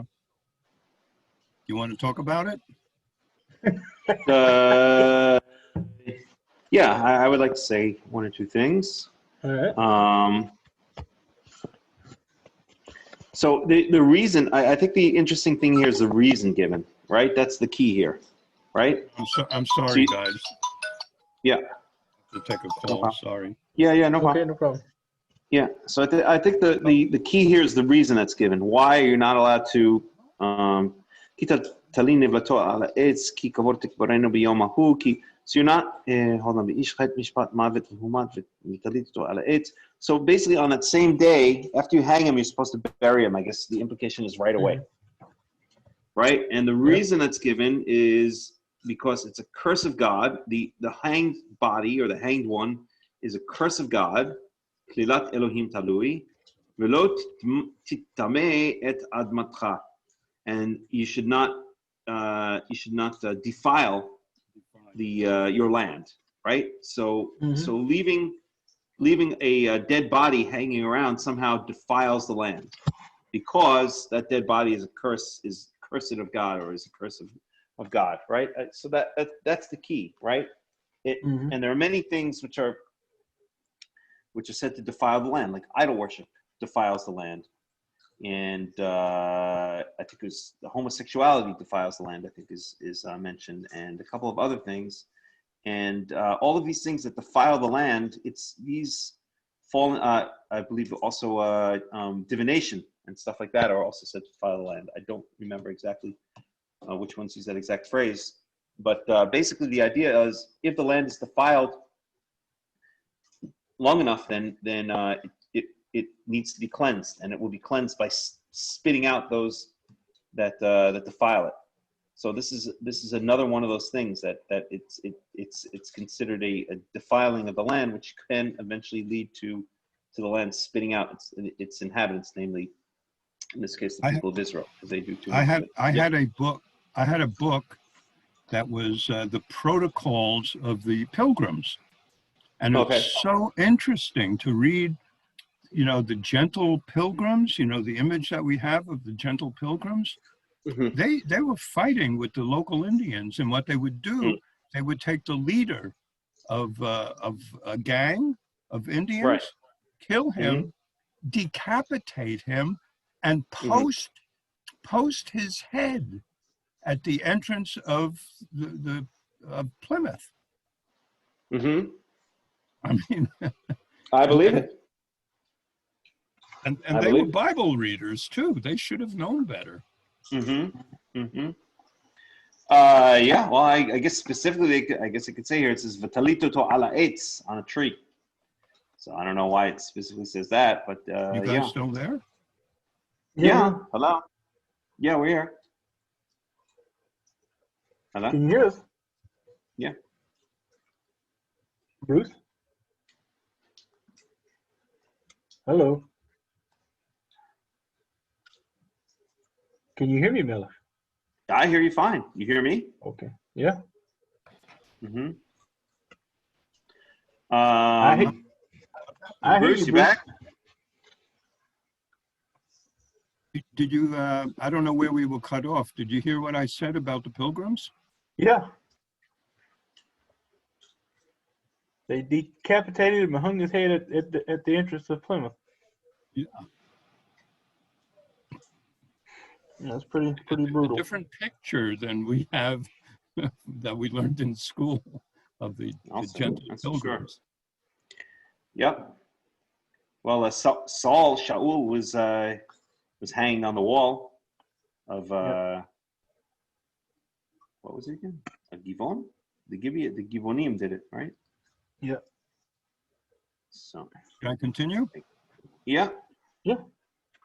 Lo tir'eh es shor achicha o et seo nidachim v'hit'alam ta'amihem hashev tashivem le'achicha ve'im lo karov achicha elecha ve'lo yadato ואספתו אל תוך ביתך והיה עמך עד דרוש אחיך אותו והשב אותו לו.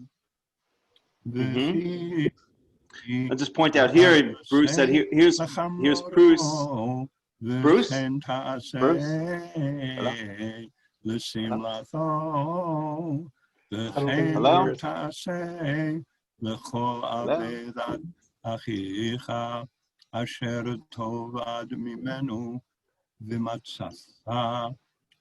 I don't think you can hear us, Melech. Yeah, I guess not. Bruce, Yeah. do you hear us? Yeah. I just wanted to point out in the verse you read, and that's in Deuteronomy 22:2, you had asked earlier about the phrase to take into your house, right? And here the same phrase is used. Right. Okay, so it says here in verse 2, "V'im lo karov achicha elecha v'lo yedato," if your brother is not close to you and you don't know who he is, "V'asafto el toch betecha," then you shall take the, and in this case it's talking about the shor, or the the bull, or the sheep, el toch betecha, literally it says into your house. I think it's exactly the same phrase, or almost word for word the same phrase that's used with regards to the Ishtifator. Right. So clearly that's proof that it doesn't mean physically into your house, because you're not going to take the bull into your living room, right? And then it means into your household, under your protection. Right.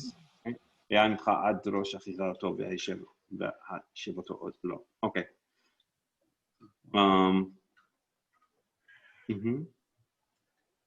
What am I on now? 4? Yeah. לא תראה את חמור אחיך או שורו נופלים בדרך והתעלמת מהם הקם תקים עמו לא יהיה כלי גבר. Well, let's discuss one or two things in the previous verses. So in verse 3, we have the continuation. So it says, if anything that your brother loses, your fellow Israelite loses, right?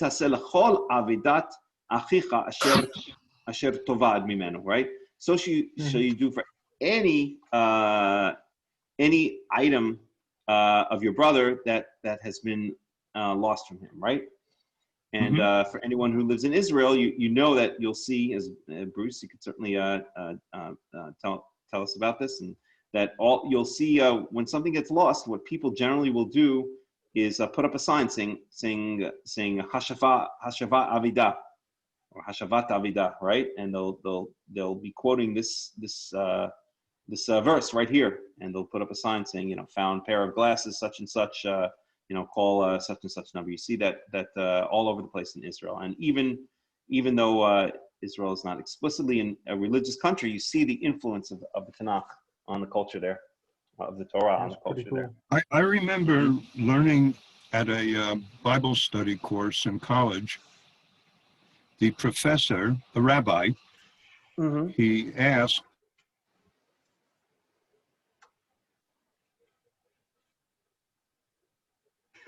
what he asked? There goes Bruce. Lost or silver Bruce, dollar. you're breaking up. Oh, can you hear me now? Now I hear you, yeah. But you were Okay. breaking up. So I had a Bible course where the professor was a rabbi, and he says, say you find a silver dollar on the street.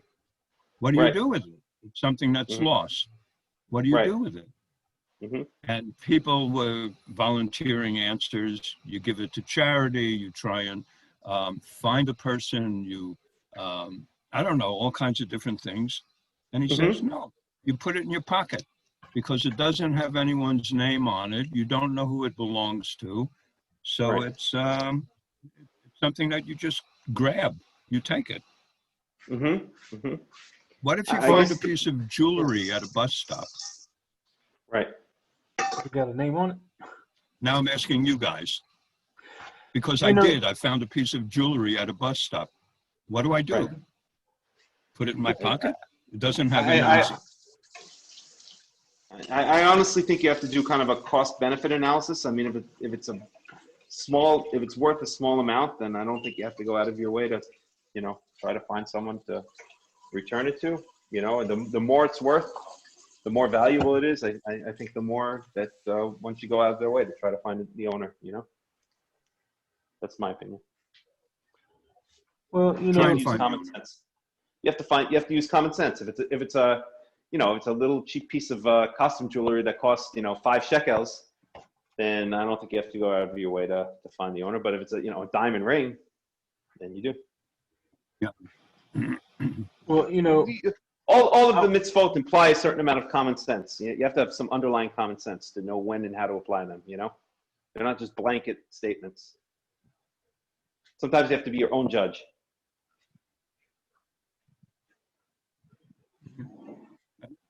We go on. What am I up to? Sure. 3. Uh, What am I on? 4? you on 4. You are on 5. Yeah. Oh yeah, that's right. You're on 5. Yeah. I was in 5. Lo yekli gever al isha v'lo yilbash gever simlat isha ki toavat yohalohecha kol osei ele. Want to talk about that? What exactly does that mean? Because styles, again, change from place to place and time to time. Mm-hmm. So what exactly does it mean? It's honestly not even clear if it means there are some commentaries that say it doesn't even mean clothing. Common sense. Kaligever? Yeah, exactly. Kaligever could be, you know, any masculine or male instrument, and then you have the clothing of a woman upon the gever. So. What about on Purim? Are you allowed to dress up as a girl? Yeah, for sure. I think that it's I think that doing it as a joke or as a, you know, again, everything is. I won't even answer. I'll answer the question. Bruce, are you there? Because you're kind of breaking up here and there. It's very hard to. Hello, Bruce. I hear you fine. Okay, it's kind of hard to hear you. I don't know what's going on there, but I think in general the Torah requires sometimes for you to be your own judge and to use common sense. It's clear that if you want to dress up as a woman on Purim, not that I ever have or ever want to, as a matter of fact, but some people do. I don't know why some people do, but they do. But I honestly don't think that that's a big deal. I mean, everything has to be taken in context, right? If you're dressing up as a woman for a costume party, right, then it's clearly not the same as living your life as a tranny, you know, like Michelle Obama does. At any rate. I have a question on that. Yeah. Is the talit considered a male garment? No. Strictly male garment? The talit is it's okay. So the talit is, what is the talit? The talit is again, it's a basically rabbinical garment, and it's made for a specific purpose. The purpose that the talit was made for was that the Jews in general were no longer able to, for societal reasons, to walk around with tzitzit showing. So at least they would have the tzitzit when they went into the synagogue. They would have a garment with tzitzit on it for, you know, during the religious ceremonies. That's basically what the talit is. So it's a completely, I guess you could say it's a rabbinical garment basically, and it serves a certain purpose. And it is as long as we're saying it's a rabbinical garment, then the purpose it serves is to have a garment with tzitzit on it. The rabbis understand that only males are supposed to wear tzitzit, and therefore that would be considered a male garment, I guess, in a sense. But does that mean a woman is not allowed to put it on? I don't know. I don't see that the same. I think really what it's speaking about is basically someone who is basically. I think what the Torah is speaking about here, if this Torah is even speaking about clothing, and again, there are commentators who say it has nothing to do with clothing. I've heard one commentator say it has to do with the utensils of war, donning like a shield and a spear and not going out to war like a man. Who knows? But assuming it does have to do with clothing, I think it's speaking about someone who is basically, taking this lifestyle on long term. You know, a man who basically, a cross-dresser, what you would call in common terms, or transvestite, or maybe even a transsexual. I never know the difference between all these things. I guess one has an transvestite, I think, is just a man who likes to dress up in women's clothing, and then the transsexual is one who actually starts altering their body, their actual anatomy, right? What? A transsexual is someone who actually believes that they're of the gender opposite from what their sex is. Oh, so it's someone who believes, even if they don't alter their body? They're called pre-op. Pre-op transsexual, and then there's post. Okay, got it now. And then post-op transsexual is someone who actually goes ahead and says, I won't be needing these parts in the future. Let's just get rid of them. So, I don't think when the Torah was being written. Right, that was possible. Oh, you'd be surprised it was possible. They had eunuchs back then. Sure, it was possible back then. At any rate, Eunuchs, but eunuchs, I don't think they were trained. At any rate, so my opinion is it's something that's a much more systemic kind of decision. Not someone who just dons one day for a joke, women's clothing, or it's someone who decides that they're going to adopt the lifestyle of no, that's enough now. That's enough, sweetheart. No, you say that for later. We're going to eat soon anyway. All right, enough. Yeah, because Melech, it says Toevat Yehovah Elohecha. Right. Toevat. I mean, that's a serious infraction. Right. Yeah, exactly. That's what we saw. Just oh no, we didn't see Toevat. There we saw Titame. But yeah, and Toevat is again. Yeah, it is. It's something that is. Toevat is always something that is kind of disgusting.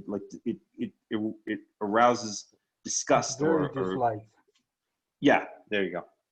Hated. Is abhorrent. Abhorrent, yeah. Abhorrent, yeah. Abominable. Yeah. Yikare kanchipor lefanecha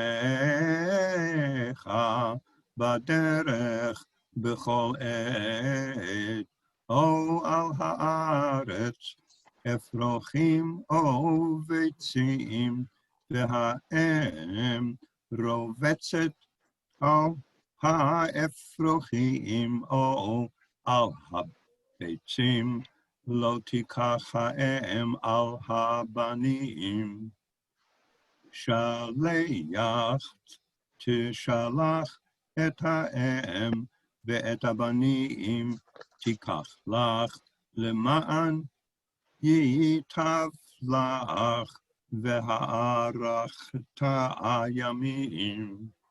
Oh, that's the end. Sorry. והארכת הימים. Ta-da. So anybody have anything to say? Anybody have anything to say about these verses? I do have something to say. Okay, go ahead.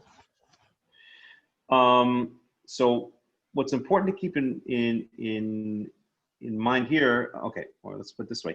So again, let's go back to the rabbis. We'll do a little more rabbi bashing for the kicks and giggles. How do the rabbis understand this verse? Okay, they actually believe that it is a mitzvah that you should fulfill once in your lifetime, where you should find a nest and you should shoo away the mother bird and take either the eggs or the chicks, and then you will have fulfilled this mitzvah. And they actually have, I don't know if they have like I think if I remember correctly, I might be wrong about this, but they actually have trips where they'll take Karaites like out into the woods looking for nests with hovering mothers that they can shoo away and then take the eggs and the chicks. And there are cases where, if they find such a nest, like they'll say, oh my God, they'll call all their Haredi friends and they'll all come over and take turns, shooing the mother away and taking an egg so that they can fulfill this mitzvah. Now, I don't know about you, but that seems a little bit sick and crazy, and actually going right against the very, the essence of what this mitzvah is all about, which is that if you want to take away the chicks, or if you want to take away the eggs, then first you shoo away the mother bird. Not that you go out of your way to shoo away a mother bird and take her chicks, right? It's again a typical way that the rabbis just over literalize and turn things on their head and make this mitzvah is made to be. It's a mitzvah about basically about being kind to animals, right? You don't take away the child right in front of its mother. First, you shoo the mother away, and I'll get to that in a second. Why that is actually avoiding cruelty to animals, and but they turn it on their heads once again from something which is meant to be kindness towards animals and consideration towards the souls that animals have, and turn it into this this over literalized thing that you have to fulfill on your checklist in order to get into heaven. It's sick. It's really sick.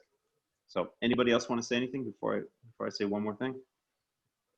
I wouldn't call it sick. I'd call it cute.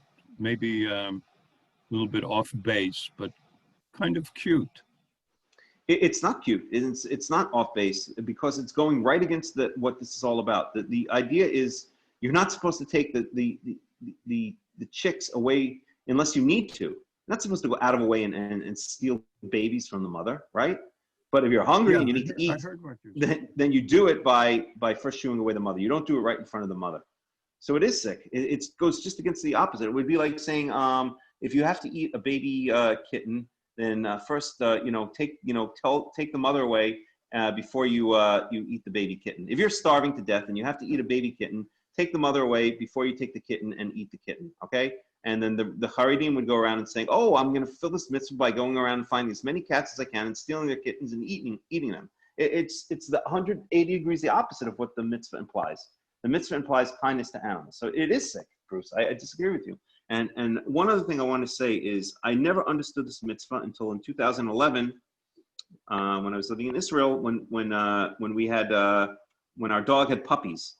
And right after we had puppies, there was a problem with one of the puppies, and we invited the vet over, and we tried to take the puppy away from the mother, whose name was Chili. We tried to take the puppy away, and Chili would go crazy. She would start crying and whining, and it was just a horrible experience. And the vet showed us, no, that's not the way you do it. What you have to do is you have to take Chili, lead her outside, away from the puppies, and then you take the puppy away, and then you let Chili back in. And when we did that, Chili didn't mind at all, and she didn't even notice that the puppy was gone. And then I finally understood this. This mitzvah, that as long as the animal's led away or shoot away before you take the child, then it doesn't cause it emotional pain. But if you take its child, if you take a nesting mother, or if you take a suckling mother in the case of a mammal away, if you take its children away right in front of it, it causes great anguish and great pain. So. That's that.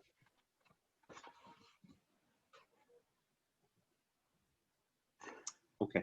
We're talking about the rabbinic idea of going out looking for a nest. This verb yikare, what is actually the verb? What verb is that?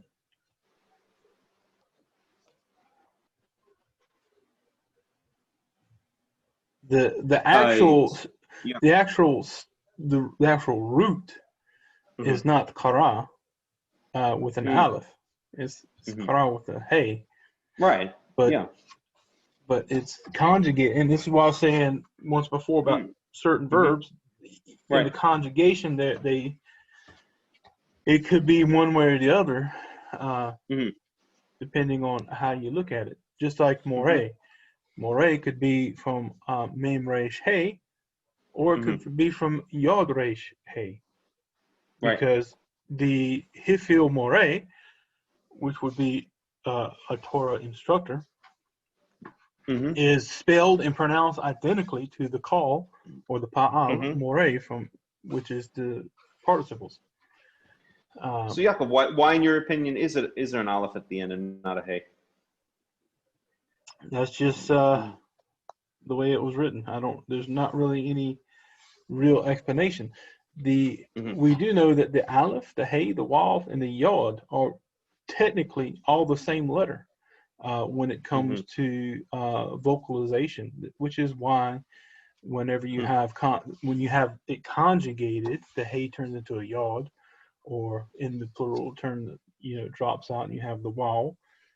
And so even in across, like when you have in Arabic, you have the al for the definite article, then you have originally hal in Hebrew.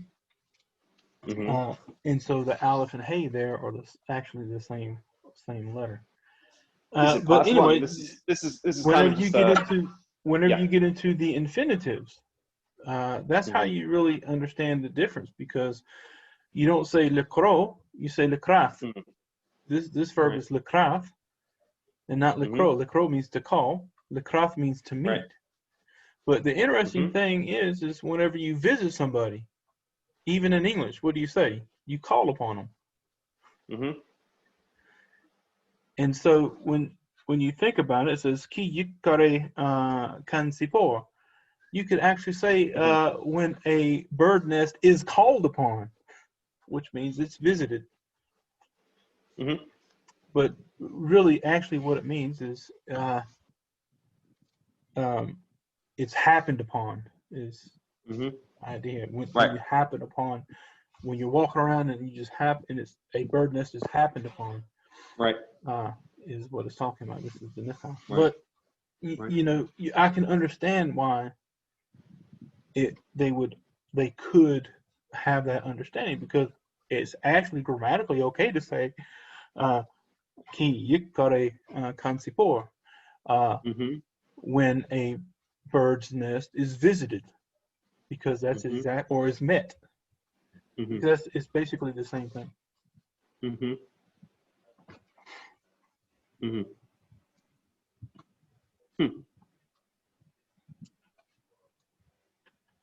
But remember we were talking a while back about the idea of mikra kodesh. Mikra here. We know that's, we say a mikra kodesh means a sacred convocation. You call people together. But it could also be a reading. Mikra could also be a reading. The text of the Tanakh is called a mikra, something that's read. All right.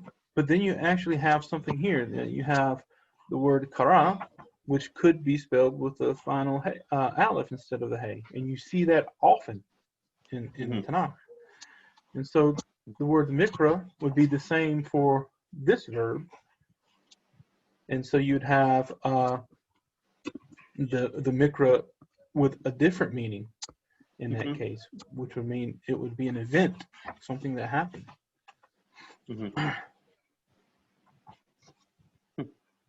A sacred occasion, if you want to call it that. So you're saying likrat with the infinitive likrat, whether it has an aleph or not, it's the same verb basically. It's just different forms of the same verb. No, it could be. Whenever you, just like here, it should technically have a hey on the end. Right. Or tet. I mean a tough. No, I'm sorry. Hey, right. Yeah, and you would see that you actually see it spelled that way in different places, but this isn't technically the verb kara or likra to call. This is likrath to meet or to have something to happen. When it says it's the same verb here that's used when Moses and Aaron speaking to Pharaoh, and says God met us. Right. It's actually even in the nif'al there.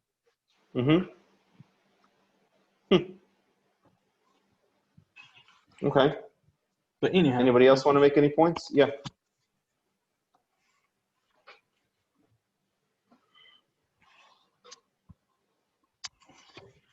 Can you?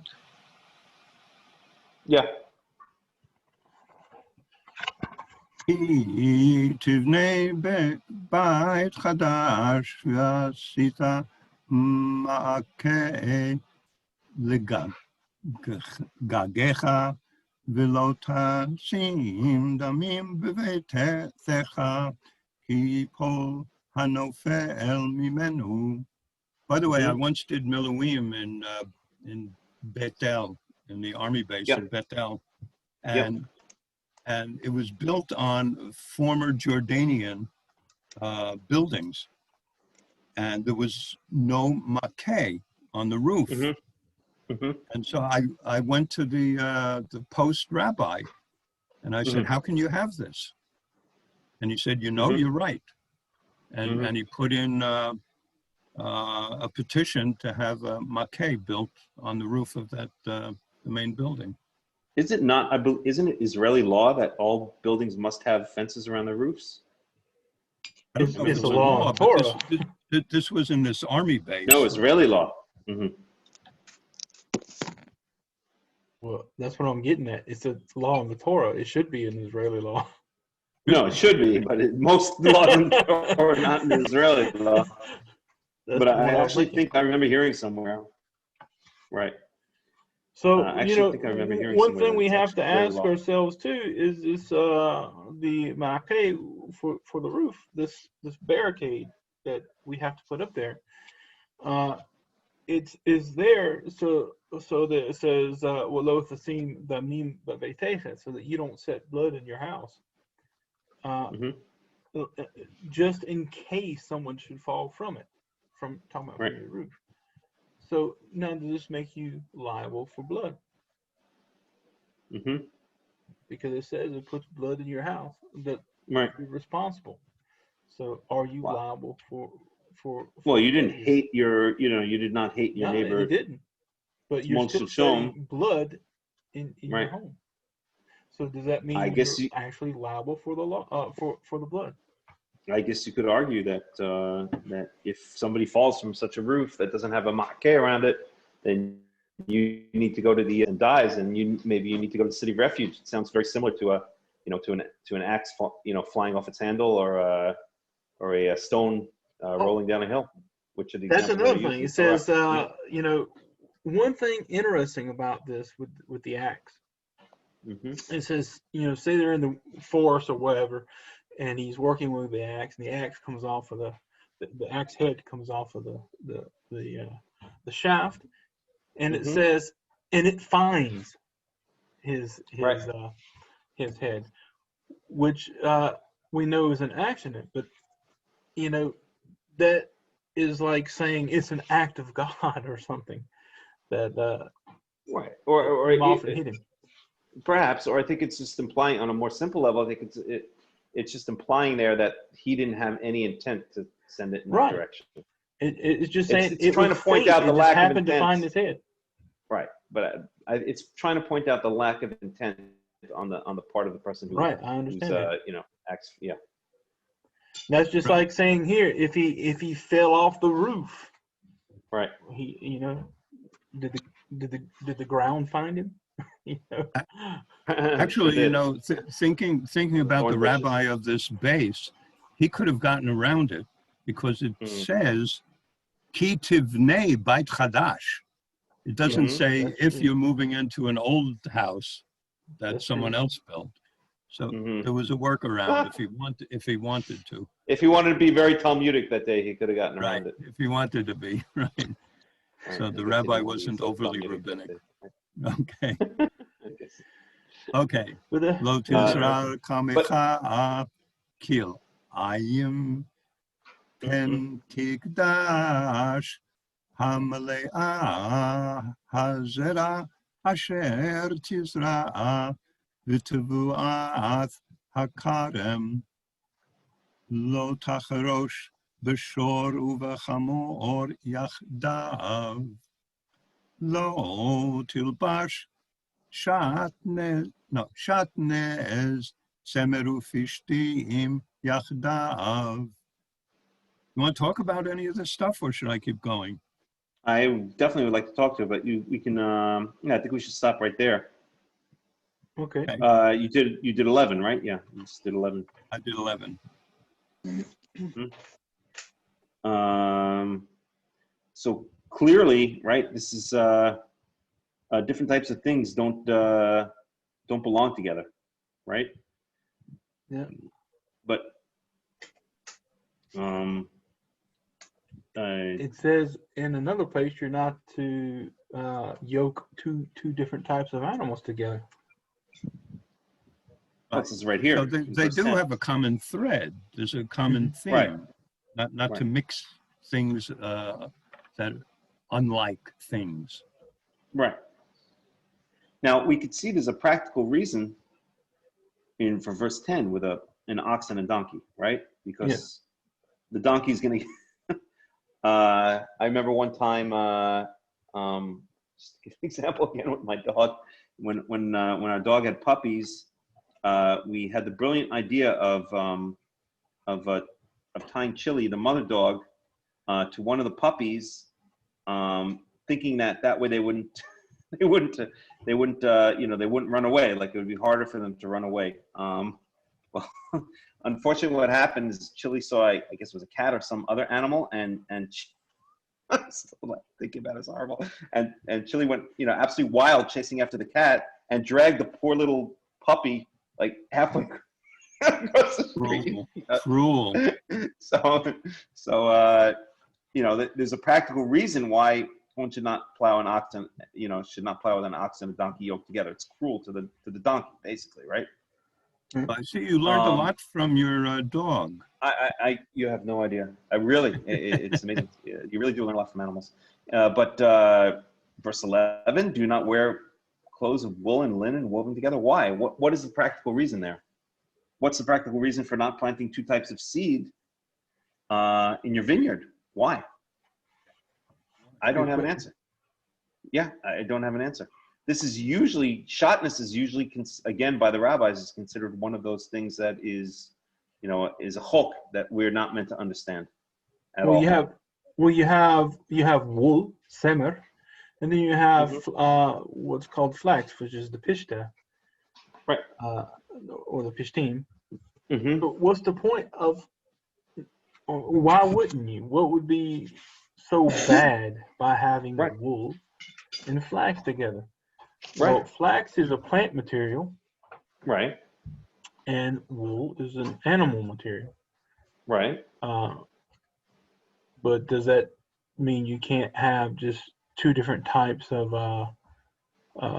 or animal with plant-based products? I'd say no. That doesn't mean that at all. So the only thing I can think of, it may have something to do with the like when we saw in Vayikra or in Leviticus, it talks about the different types of problems. A lot of people call it leprosy, but we can't say it's always leprosy, because how does your house become leprous? How do your clothes become leprous? And so we know it's some kind of outbreak of whatever it happened to be.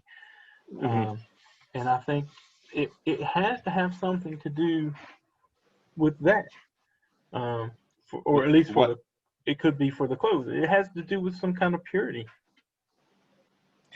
There was something that happened at that time. But why? See, I have to admit, I just have never understood this. I don't know. I'm just guessing. That's just a guess. Or maybe it's a toxic material too. Maybe a toxic material for the skin. Yeah, it's not clear. But it's not. There are clothes all the time that have, you could buy clothes today that have animal, animal wool and plant, cotton mixed with, so cotton mixed with polyester. Polyester is man-made. I think Bruce is making a joke about how many polyesters did you have to kill for that shirt. Right? Let's see what that said. Polyester on a cracker?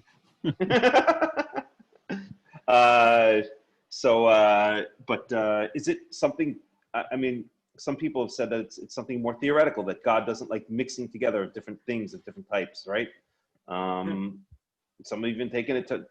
people have even taken it to understand that different races shouldn't mix together, miscegenation.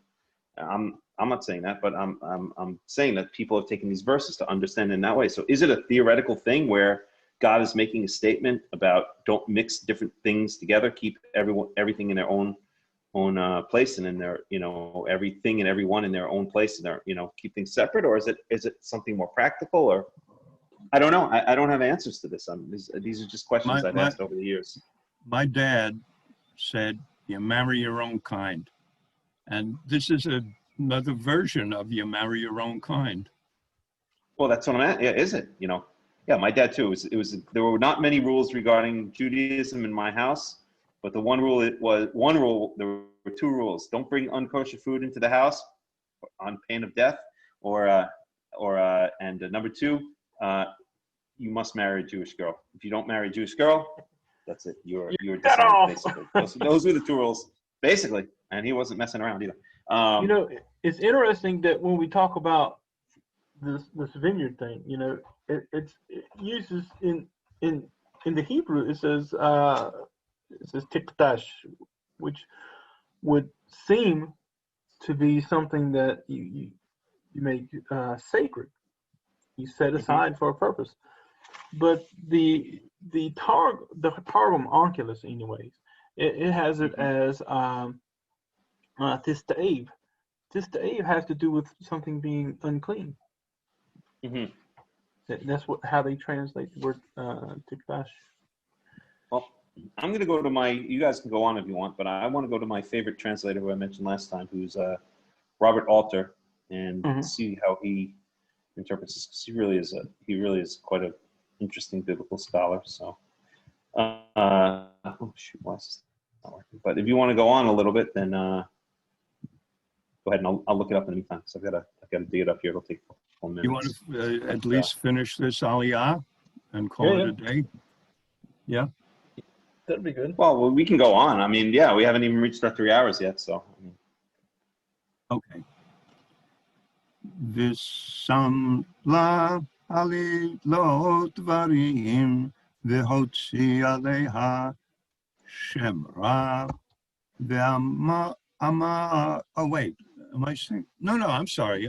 12. You missed. I'm sorry. Gedalim ta'aseh. Right. Sorry.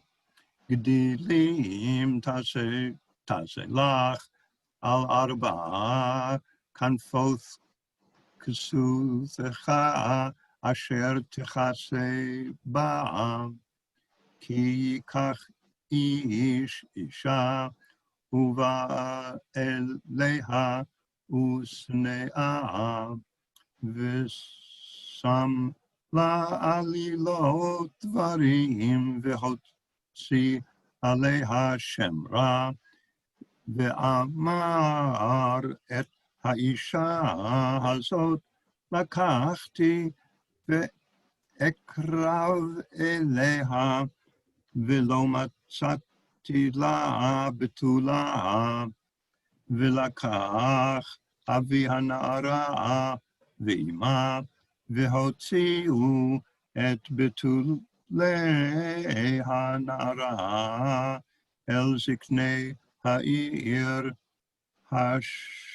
השערה ואמר אבי הנערה אל זקנים את ביתי נתתי לאיש הזה לאישה וישנאה והנה הוא שם עלילות דברים לאמור לא מצאתי לביתך בתולים ואלה בתולי ביתי ופרשו השמלה לפני זקני העיר ולקחו זקני העיר ההיא את האיש ויסרו אותו ואנשו אותו 100 כסף ונתנו לאבי הנערה כי הוציא שם רע על בתולת ישראל ולא תהיה לאישה לא יוכל לשלחה כל ימיו ואם אמת היה הדבר הזה לא נמצאו בתולים נערה לנערה והוציאו את הנערה אל פתח בית אביה וסקלוה אנשי עירה באבנים ומתה כי עשתה נבלה בישראל לזנות בית אביה וביארתה הרעה מקרבך, כי ימצא איש. Bruce, want to take a break for? Okay. So now we're going to onto another topic. So I would like to go back. I looked up the Robert Alter. This is the book called The 5 Books of Moses, a translation with commentary by Robert Alter, for anyone who wants to read it or get it. Highly recommended. You know, he's a Jewish, I assume. I'm almost sure he's Jewish. And he's, hello? You hear me? I hear you. Yeah. It's a long aliyah. Yeah, but why don't we, yeah, stop. I want you to stop. Because I want to discuss, there's a lot to discuss here. But I would like to go back first to the verses that we saw before. Verses 9 through 11. And so this is what Robert Alter says. Okay, so he says on verse 9, he says, he translates this as lest the ripe crop be proscribed. That's verse 9. Pin tikdash hamaleah is how he translates. He translates to let the ripe crop be proscribed. And he says this phrase and any rationale for the law other than the separation of distinct categories are equally obscure. The meaning of maleah, ripe crop, from the word that means full, is in dispute. Prescribed is literally sanctified, but to be sanctified or set aside can also mean to be taboo, as Rashi notes, with several biblical instances. In any case, no one is offered an entirely satisfactory explanation of why the crop of mixed seeds should be sanctified or prescribed. That's what he says about verse 9. Okay, you guys hear me okay, by the way? Hello? Yeah, I hear you. I cut my microphone off. Okay. And verse 10, which is do not plow with an ox and a donkey yoked together, he says, he translated says, you shall not plow with an ox and a donkey together. In this case, the separation of the two kinds of beasts has a clear humanitarian motive. The smaller animal would suffer in this yoking.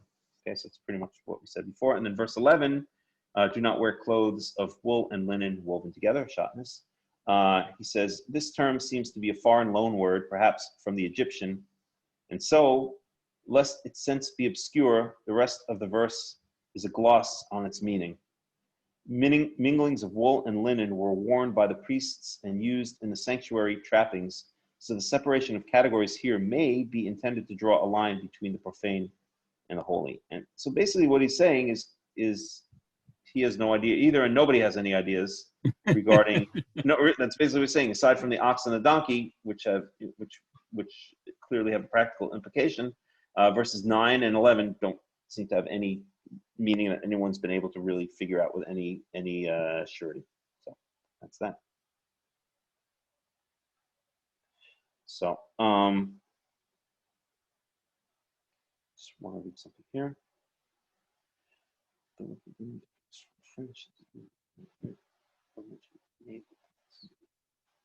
Okay. Okay. Okay. So, yeah.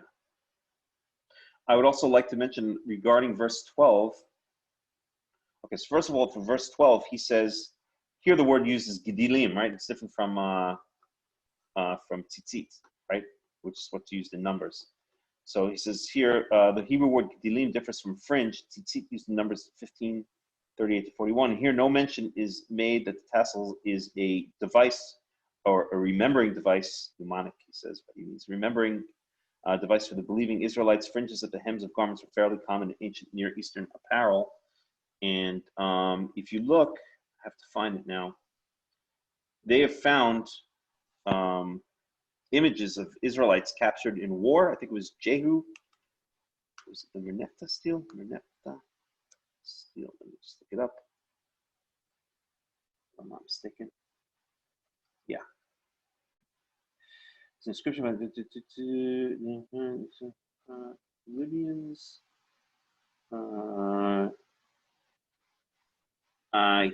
So I think it shows. Okay, I'm not going to look it up now. But there are ancient depictions of Israelites, and it shows them mostly being captured in battle, and it shows them with dilim, with fringes all around the garment, not just on the four corners of the garment. And I think is it the Teldan steel? I can't remember which one now. Teldan. No, not the Teldan. Something else. Okay. Anyway, I just wanted to point that out. So the idea of the tzitzit, or putting the dilim on, if we can assume the dilim is the same as the tzitzit, and again, we're talking about Deuteronomy 22:12. If we can assume the dilim is the same as tzitzit, then we see that the tzitzit were in depictions of ancient Israelites, were worn all around the garments, not just on the four corners of the garment. And we know that Arba Kanfot, it says that in the end of days, the Jews will be gathered back from the Arba Kanfot Haaretz, from the four corners of the world. So we know that phrase, right? The world doesn't have four corners, right? Arba Kanfot means from all the ends of the earth, right? So when it says that you should put dilim on the Arba Kanfot of your ksupcha, of your covering, of your garment, we have a clear case here, both from pictorial evidence of the way ancient Israelites appeared, and from the fact that Arba Kanfot is clearly an idiom, which means from all around, right? You will be gathered from the four corners of the earth. Doesn't mean, 1, 2, 3, 4, but it's clearly an idiom, which means from all over. So it's very possible here. It's very possible that the mitzvah for tzitzit, if we're assuming once again that dilim is the same as tzitzit, that the mitzvah even uses the word Arba Kanfot for tzitzit, that really you're supposed to be putting the blue tassels all around your garment, not just on four corners. So I wanted to point that out. And I will try to find the image if I can. 1 second here. I know it involves King Jehu.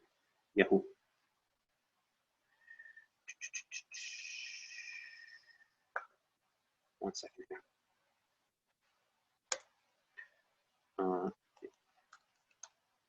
Let's look it up. Biblical. I can't find it now. Mr. Jehu. Second. Is this it? Is that it? There it is. That's the one. Here. So these are Israelites being captured. I don't know how well you'll see it. And let me just see here.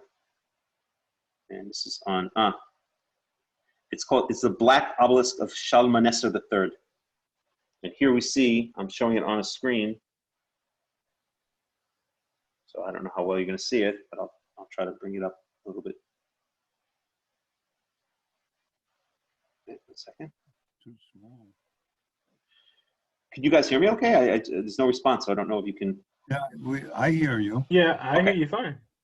Okay. Yeah, I hear so you. Here, in a rare depiction of Hebrew clothing, King Jehu, or possibly Jehu's ambassador, kneels at the feet of Shalmaneser III on a black obelisk. So the kneeling person, let's see if I can bring this picture up. There it is. If you could see the kneeling person right there, that is supposed to be King Jehu. And if you could see King Jehu in this image, has fringes all around his garment, not just on the four corners of his garment, right? Let me see, bring it even a little bit closer in, right? There he is kneeling down to Shalmaneser III, and there's the bottom of his garment, and you can see it clearly has fringes all around. That combined with the phrase Arba Kanfot Haaretz, Arba Kanfot, and relating it to the fact that Arba Kanfot clearly, when it's speaking about regathering the Israelites from the Arba Kanfot Haaretz, from the four corners of the earth, clearly doesn't mean literally four corners. It means from all over, all around the earth. Then one could make a fair case that we as Israelites are supposed to wear, our garments are supposed to have fringes all around, and even have techelet in each of those fringes. Anywho, just wanted to point that out. Kind of reminds me of Indian garments. They have the fringes, and the, right? American Indian. Oh, American Indian garments. Oh, right, yeah. Yeah, I guess. Okay. Not sure what the I'll reason read is. 23 to the end of the chapter, okay? All right, go ahead. Well, you don't want to discuss, wait, you don't want to discuss this because we just finished the whole topic from 13 through 20. No discussion on that? Actually, the theme continues.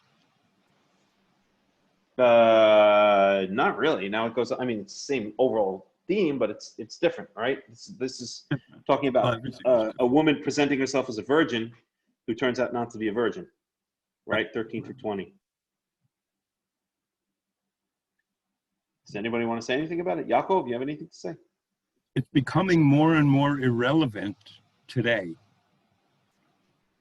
Huh, I'll say. Yeah, say look, that again. I don't understand, you know, in this modern age, why we're even discussing anything to do with a woman's body, since she has full rights over it. She can kill anything in it. She can do anything she wants to it, and let anybody ride on it that interests her, you know. So not to be disrespecting women today, but that's how, you know. But men are the same way too, you know. Honestly. But yeah, you know, this is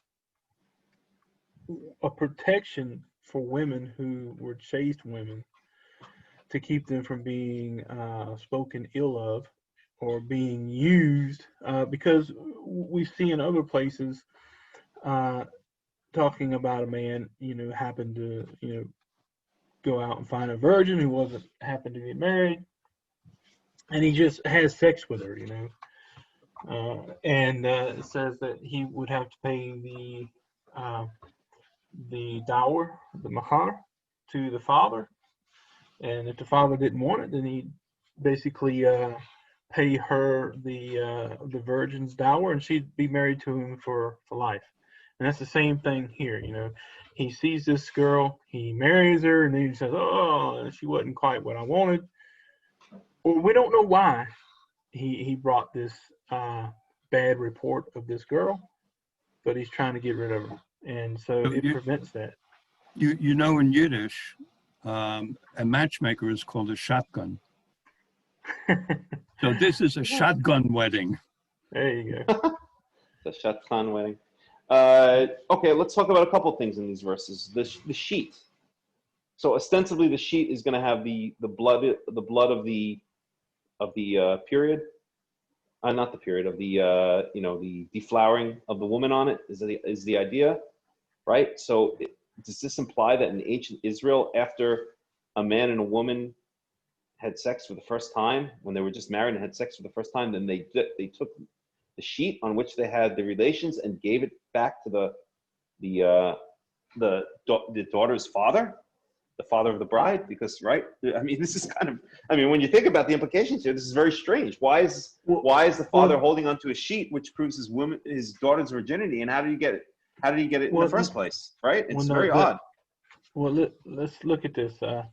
I don't think that's what's going on. I think that the idea was that he found her on the wedding night, not to be a virgin. So it's not like he picks her up, and, you know, they drive off to the movies, and a couple months later he says, "Well, she wasn't what she's supposed to have been."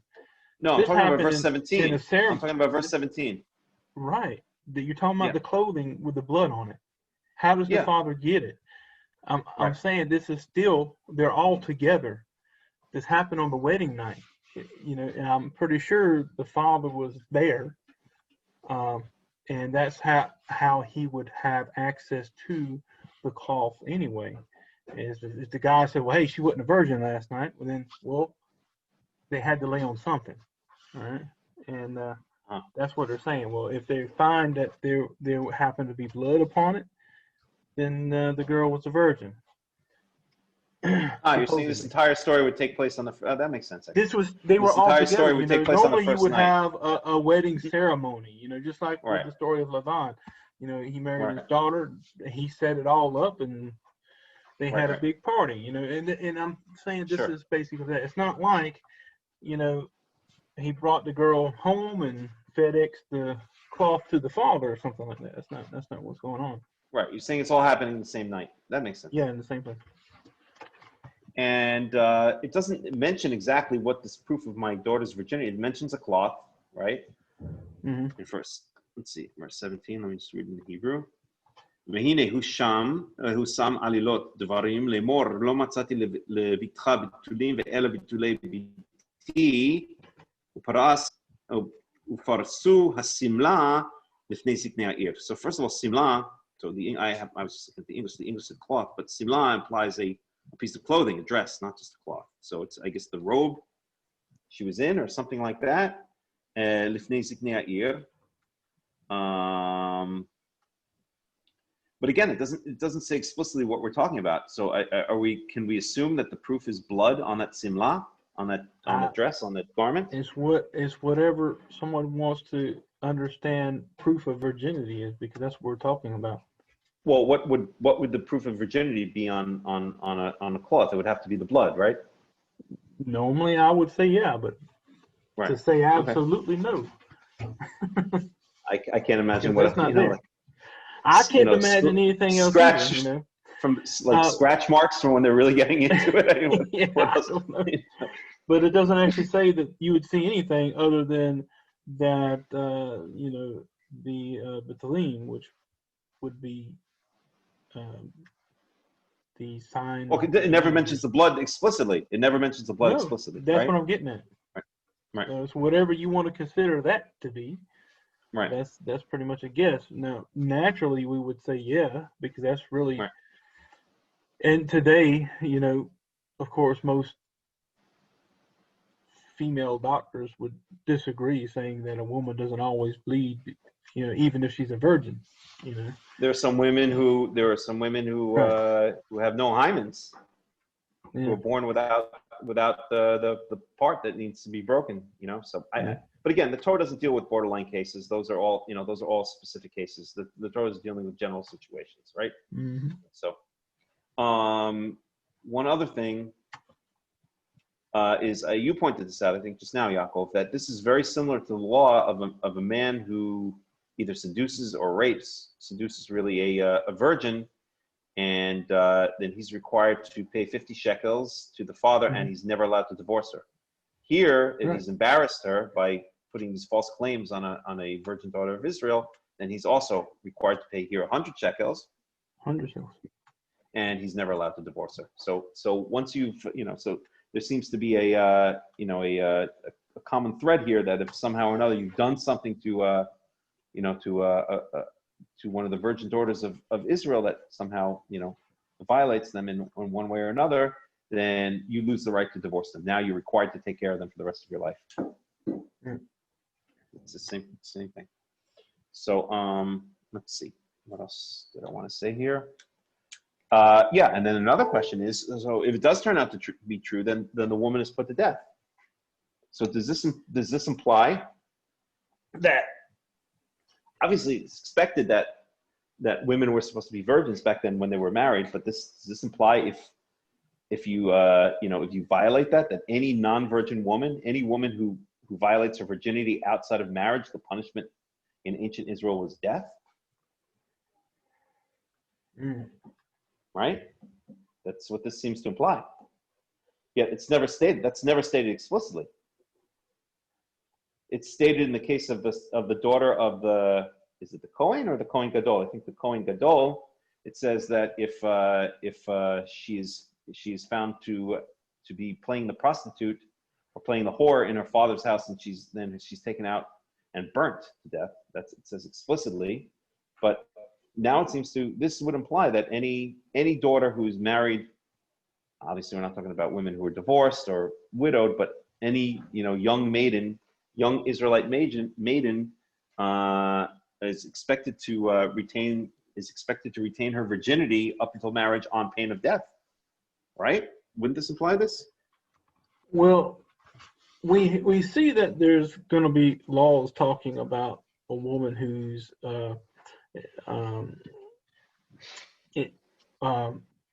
promised, as I think is how they use the translate the word, but just maybe engaged or whatever. But she's promised, but she's not actually taken in marriage. The man,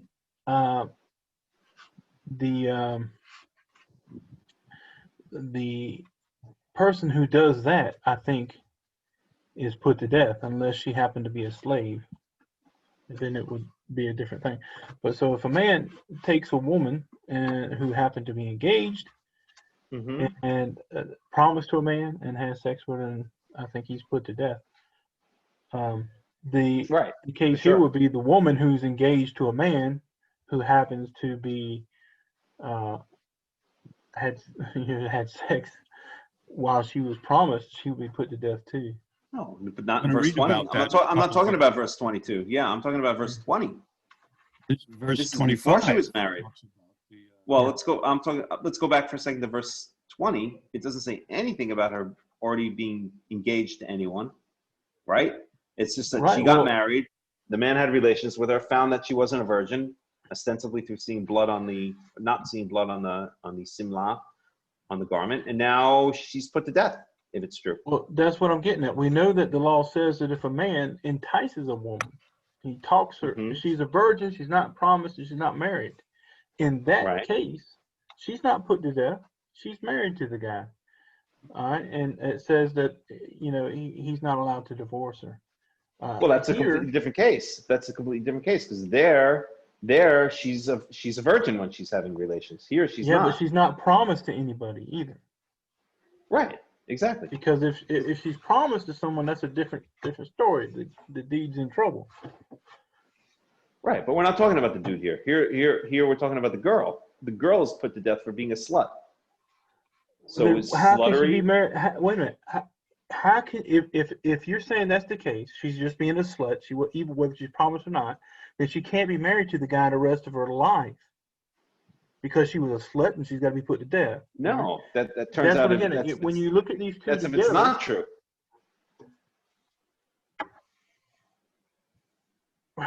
Okay. Yeah. Okay. Right? If it's not true, then she can never be divorced. But if it is true, if it turns out she's not a virgin, that means she was acting. She was doing the whole football team or whatever. Then then verse 20 says she's put to death. We're not talking the man is guiltless. The man was right. In fact, the man is mutzdak. His claim is justified, and the woman is put to death. She was not married at the time, right? It's not like she was married to someone else or engaged to anyone else. No, she was just someone who was not a virgin when she got married, and the punishment here is death in verse 20. That's with the football team, but what about a baseball team? Baseball team, then she's flogged 40 lashes. Yeah. Well, the point I'm making is this. Right. Here you're talking about a girl on a wedding night, right? Whether she was promised or not doesn't make any difference. Right. Now, the guy saying, well, I'm having sex with her, she ain't a virgin. Now, this is in the case of a marriage, all right? So, if you're not married and you happen to be a woman, some dude comes up and talks you into having sex with her, you understand? Then you're married to him. You're married to him. That's right. So she can't be put to death just because she has sex with some guy. No. I'm not saying because that. they weren't married. They weren't married. They weren't married at all. I'm not saying that. That's a completely different case. She can be put to death, according to verse 20. She can be put to death for having sex with somebody while she's not a virgin, because she should have been married to the first guy she had sex with. Right? That's what both of the verses we're talking about. The verse you're talking about and this verse imply that. I think they're talking about the same thing. I think they're talking about the same thing. I'm thinking that what happens is the guy who is doing this, if he marries her, he's trying to bring a bad word on her and say, well, she wasn't a virgin when I had her. But either way, we know that if the woman is promised to a man, the man, I think, is put to death, if I'm not mistaken. If a woman is promised to a man and another man has sex with the woman, then yes, both are put to death.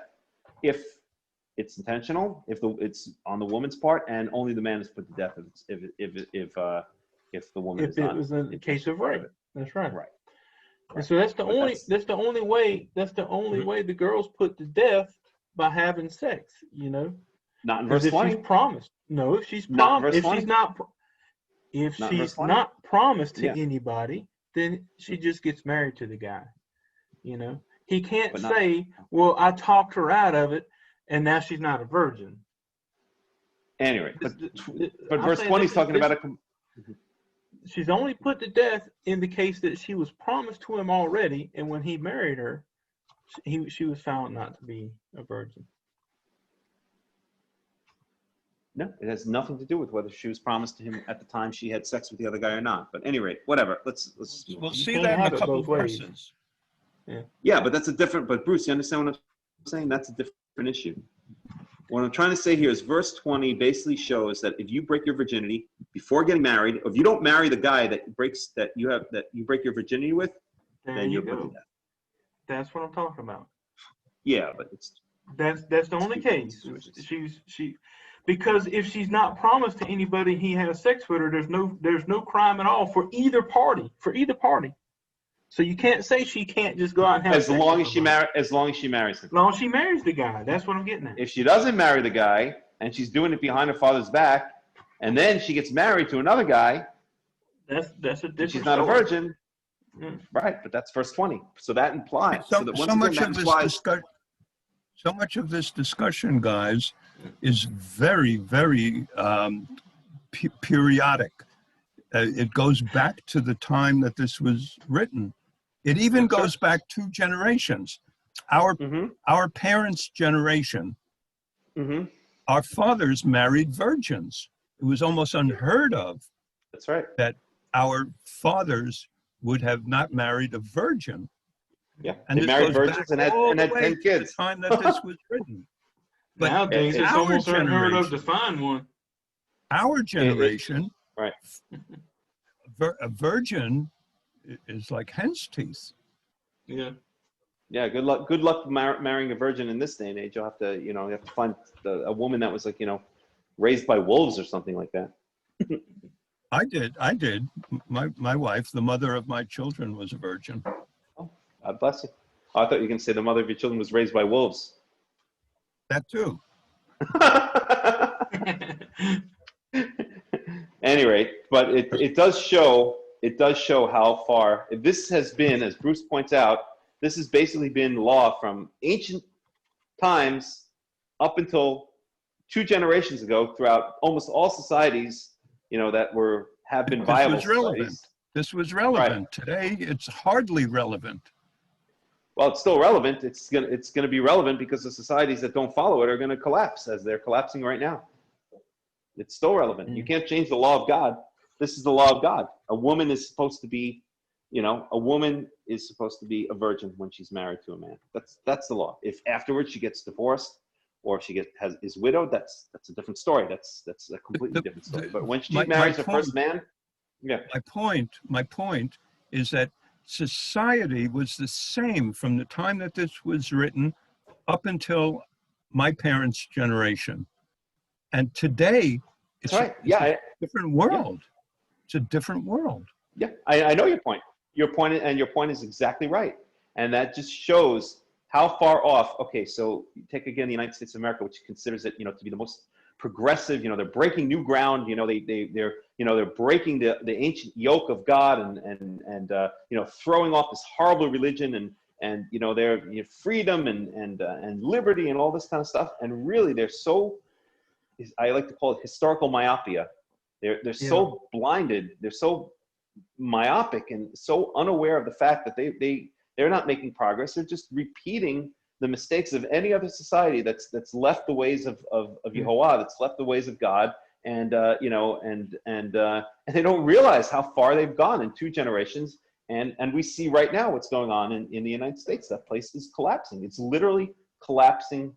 It's literally imploding as we speak right now. And I don't want to go off on the topic too much, but it is not going to get better there. It's going to get worse and worse and worse and worse. And that place is going to completely implode like nothing we've ever seen, maybe since the fall of Rome or something like that. That place is finished. Because as much as I love a person like Donald Trump, is he really getting to the fundamental issues of the United States? Is he making sure that people get married are going to be virgins? Is he making sure that, that there's one day a week, whether it's Saturday or Sunday or Tuesday, who gives a damn, where everybody gets a day off? No, people have to work there people who work at the Target have to work on Thursday nights even now. Forget about not even having Black Friday off. Now they've got to rush away from their Thanksgiving table to work on Thursday nights, and they don't have not a minute during the week to have a day off, and on and on and on.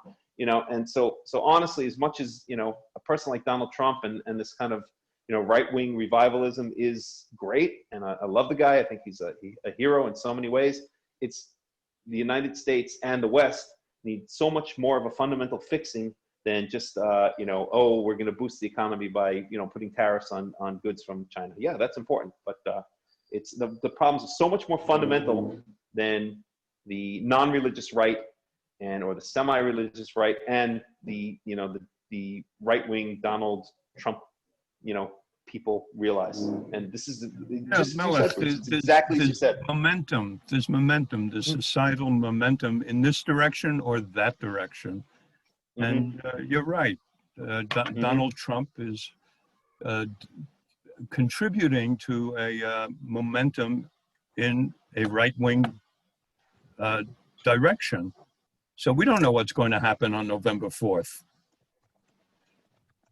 I have no idea. And I love Donald Trump. I really love the guy. I think he's an amazing, amazing person, and he's really trying his best. But it's the problems are so deep in the United States of America, and is exactly what you said, Bruce, illustrates how deep they are. It's not just things are a little bit off. They are so completely off that 2 generations ago, as you said, your parents' generation and my parents' generation, a woman was expected to be a virgin when she got married. Everything was focused around the house and the family. There were 5, 6, 7, 8, 10 kids in the family, and now look at it, right? You would have to, I don't know, you'd have to find, someone who's been locked in a closet, her entire life, to find a virgin in the United States of America these days. And they're proud not to be virgins. I mean, so the place it's fallen so far. One thing we have to look at too is that, the definition we started out with, of the family.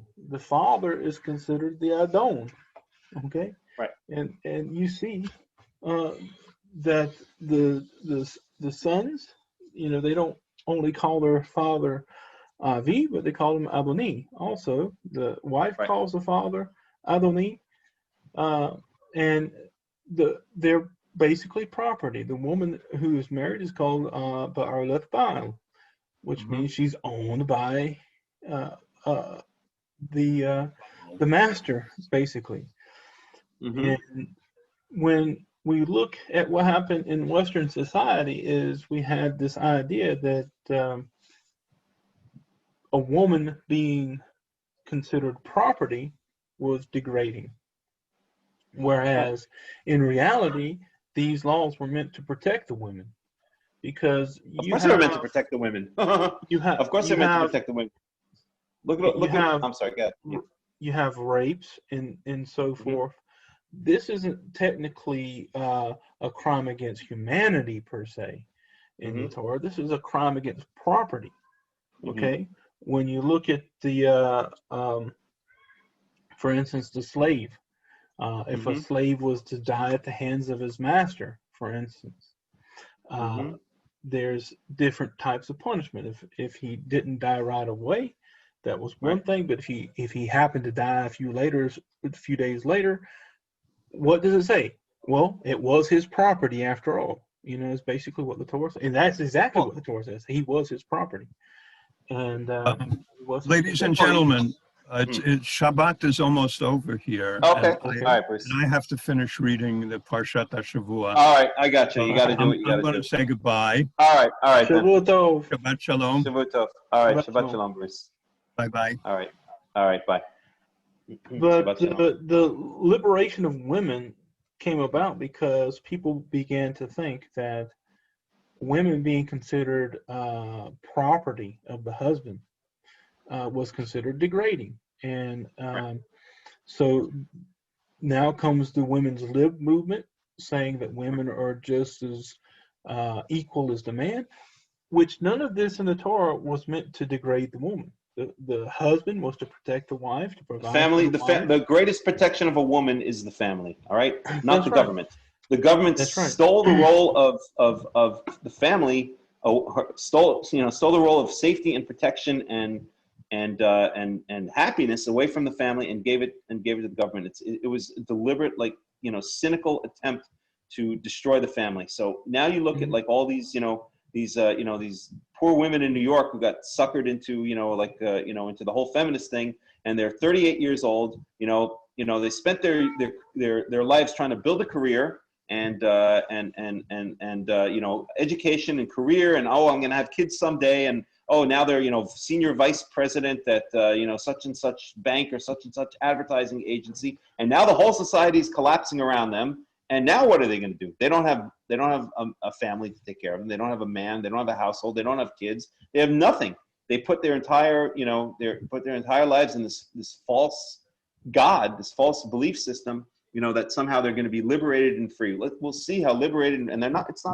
It is their fault, but it's not their fault. They got suckered into it. But let's see how liberated and free they're going to be when the entire society collapses around them, and they're stuck in the large cities, and all they have is their art history degree from Wesleyan University and their salary, which they already lost 6 months ago due to the pandemic, from their $150,000 a year salary from their hot advertising agency. While studying for their master's degree in business at night, and hoping someday when they reach their mid-30s that maybe they're going to find the right guy to settle down with. It's sick. It's absolutely sick. They call these roles that men have traditionally with the Torah, they call it toxic masculinity, and that's not what it is. And when you look at places in the Middle East, for instance, where they're more Islamic, and of course Muslims get a bad reputation by certain things that happen. It's not widespread, it's not everywhere, but you hear about honor killings and whatever. But when you look at it, that's the same thing we see in the Torah. It's an honor killing. The woman played she was found not to be a virgin. She was That's right. They're fulfilling the Torah. They're fulfilling verse 20.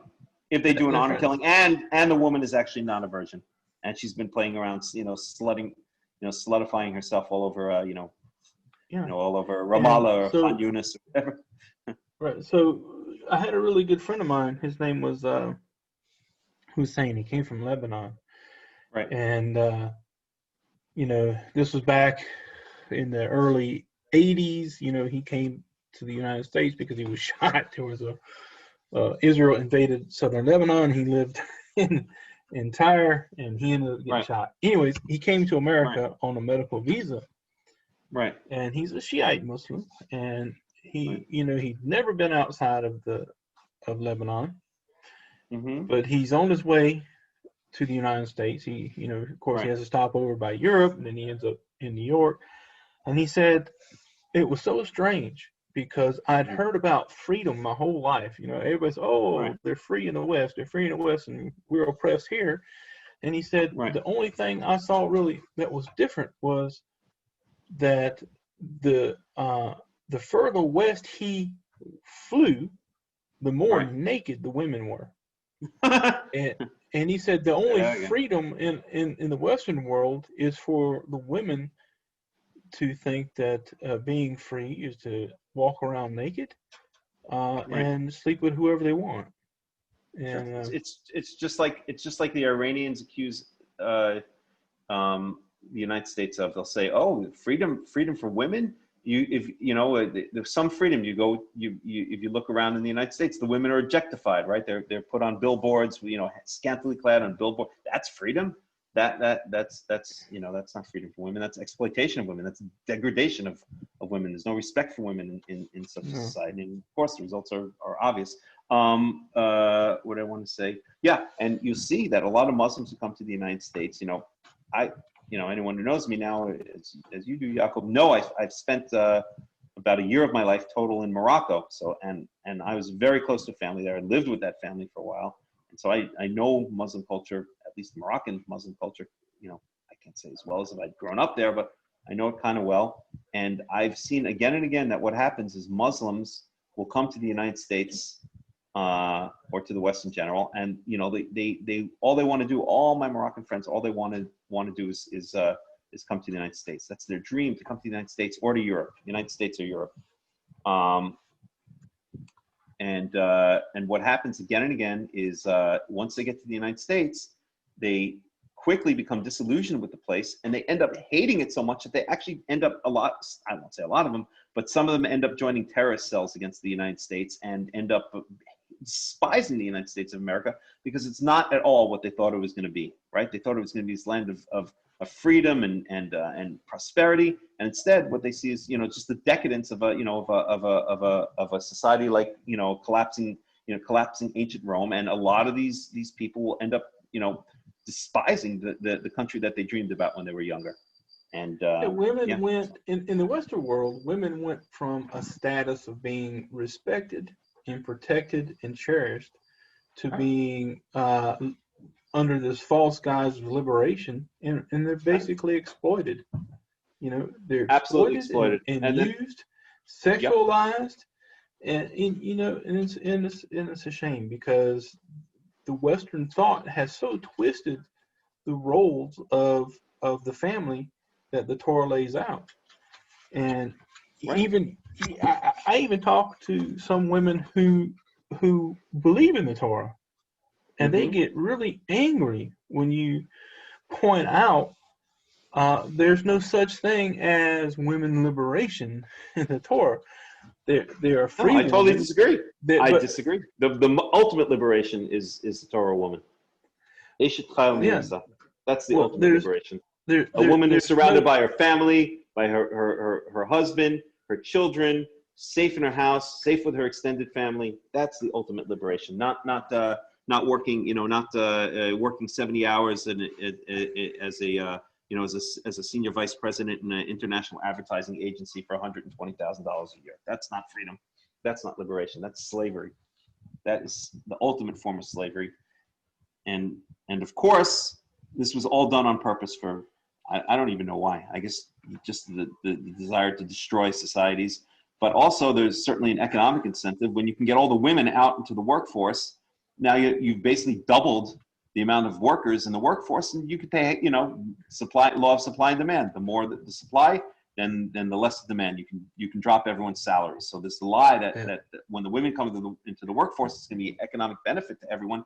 It's just a complete lie. All it did was cause salaries to drop for men and women, and now you have to have two people working in the household. Whereas back in the 1950s, one person working 40 hours a week, was enough. The man working 40 hours a week, not 50, not 60, not 70, maybe a little overtime here and there for time and a half, or, you know, double time salary, or, you know, double the salary. But one man working 40 hours a week was enough to finance a house, 1 or 2 cars, you know, 3 to 5 children, a 4-week vacation every year, and retirement at the age of 65 with full pension for the rest of his life. Do you see that now? No. It's disintegrated steadily since then, to the point where even, for the past 5 or 10 years, you don't even have there's no pensions anymore. You don't even have steady jobs anymore. You just have this gig economy, you know, where people are just scrambling for the part, you know, for temporary jobs, and then on to the next, and then on to the next. They're not getting, there's no such thing as pension anymore. You have to save your own money in a 401k plan, and on and on. So this has been a complete disaster. Yeah, and that's the whole design of the Enlightenment liberalism era. That's all it's done, is to make the society look at what we have. Look, 100 years or so later, look at where we at. Yeah, look, in those countries that stayed traditional, you know, and kept the roles, even in those countries who didn't follow Torah, but they still have a similar guideline of traditionalism of roles. That's right. They're still good. They're still wholesome. You go there, you have wholesome societies, you know. But look at the West. We're so decadent, you know. It's sickening. It's sickening. And to think that this is called freedom, you know, this is freedom. And I agree with you. That's not. It's exploitation. No matter how you look at it, you're being exploited, either from your employer, from your society. And there's no way in the world any woman can tell me that being a liberated woman is satisfying. There's no That's way. right. They're miserable. you know. It ends up. It looks like the right path. It's like what King Solomon talks about in whatchamacall in Kohelet, in Ecclesiastes. I'm sorry, in Proverbs, about the foreign woman. She's tempting. Has all the perfume. She's all perfumed up and jewelry. Her path leads down to hell. Yeah, but the end of that path is hell. It's the same here. Her It lips, looks so nice her and lips inviting drip and tempting. honey. Right. Yeah. It's so sad and it's so sick, but it's going to correct itself, because one thing that we must know about the universe is that in the end, it must get back to its center one way or another. It either is done, the easy way or the hard way. It's done voluntarily by people holding the center and working towards, the ways of God, or if not, then there's a violent correction. And unfortunately, what's going on right now is we're in the beginnings of the violent correction. Well, more than. But also I want to comment on that for women. Yes, Minerva. Especially for young please. women, it's so hard for them to find men that they follow Torah. It's very very scarce that you find a real young man with those qualities that you can say, I find someone that is going to follow Torah. I'm going to follow the mitzvahs of Hashem. It's hard unless you live in a Orthodox community. Right. Yeah. That is true. That is definitely true. I mean, you'd have to live in a community, or you'd have to either be very lucky or live in a community that follows Torah. I agree. I think that living in an Orthodox community is better than living an Orthodox life is probably better than living a secular life at the very least. I wouldn't want to live an Orthodox life, but at least there's some kind of conservative values there, or I don't know. There are societies in every country, including the United States, that are still hold on to some level of conservatism. I guess the Mormons, to a certain degree, they're conservative Christian groups, whatever it is. It's a big country, so there are some, but the overall culture is imploding right now. That's for sure. But it is difficult. Look at America right now. That's for sure. Literally burning to the ground. Yep. Anywho, so anyways, listen, guys, it's almost 6:30, and maybe we should call it quits. I appreciate everyone joining. It was a great discussion. Here. It's always a great discussion. And this really has become the highlight of my week. Really, honestly, I just I love it. I know maybe some people might get a little aggravated because we don't ever make it through the Parashath. But you got all week, and the way I do it is I'll read one Aliyah from the Parashath every day. Melech, he already knows my schedule, how I do it. As soon as I wake up, I read the Aliyah. Before I go to sleep, I read the Aliyah. Yep. I do that all week, so by the time I get to Shabbat, I've already read it, But it's really important to not just read through it. The advice that God gave Joshua was to meditate on the Torah. And that's right. By just reading through it is not meditating. Yeah, that's right. And